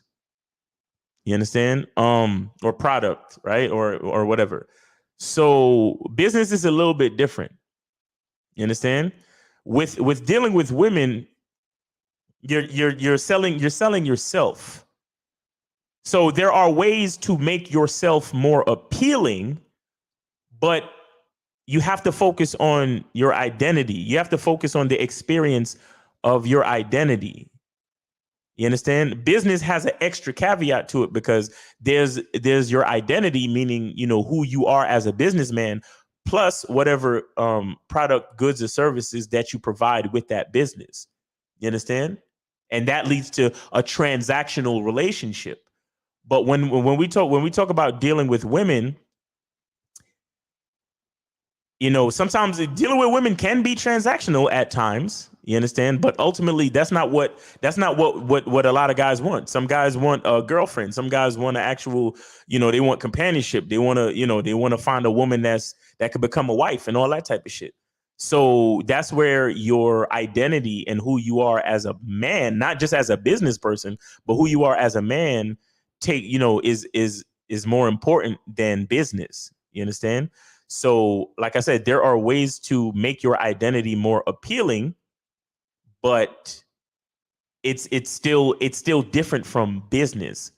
You understand? Because your identity provides a certain experience when relating to the woman, but with business, it's your identity plus goods and services. You understand? So it's not exactly the same, but I see what you're saying, but it's not exactly the same. So Christian Gaga says, is there anything wrong with building rapport?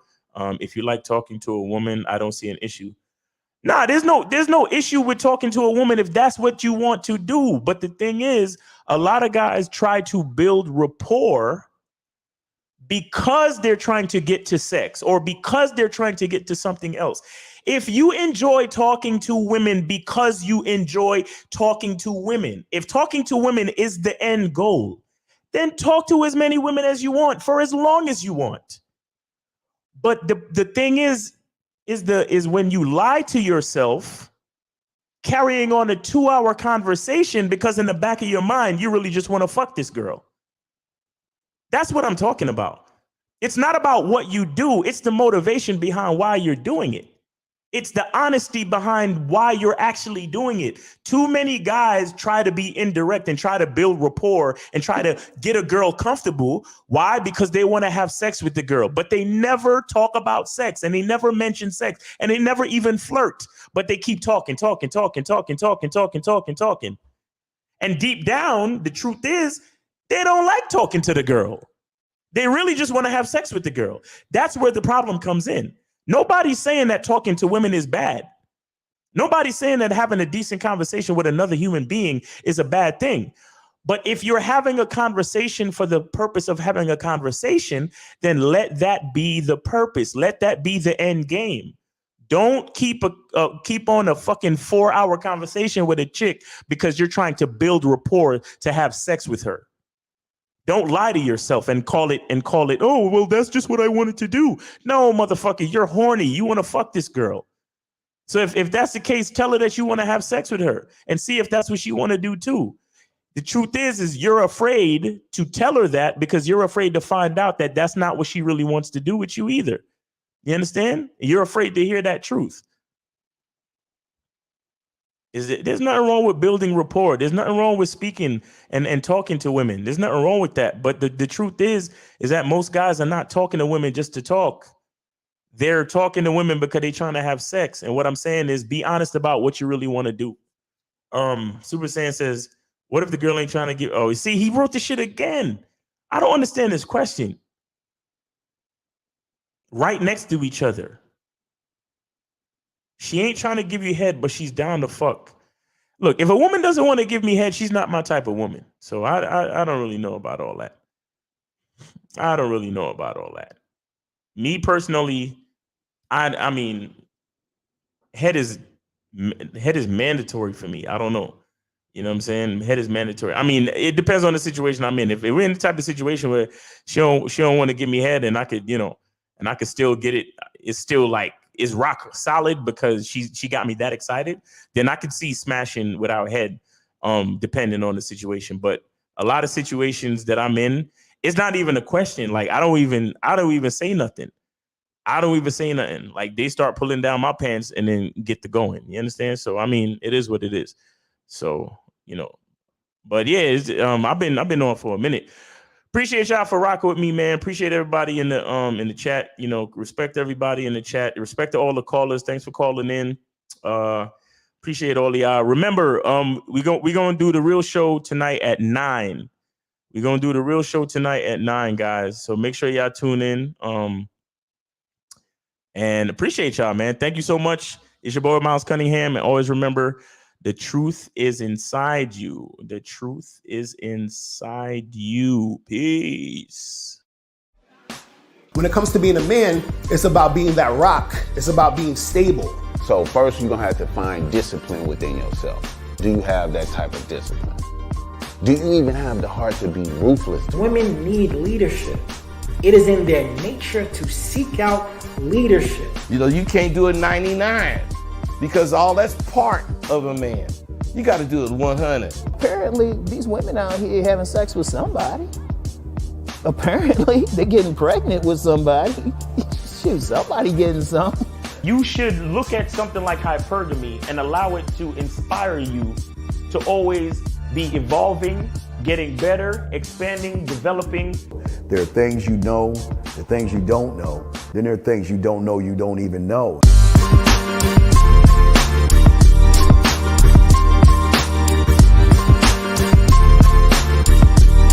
There can be 10 of us in one room, and there's one question, and there's 10 correct answers, all different.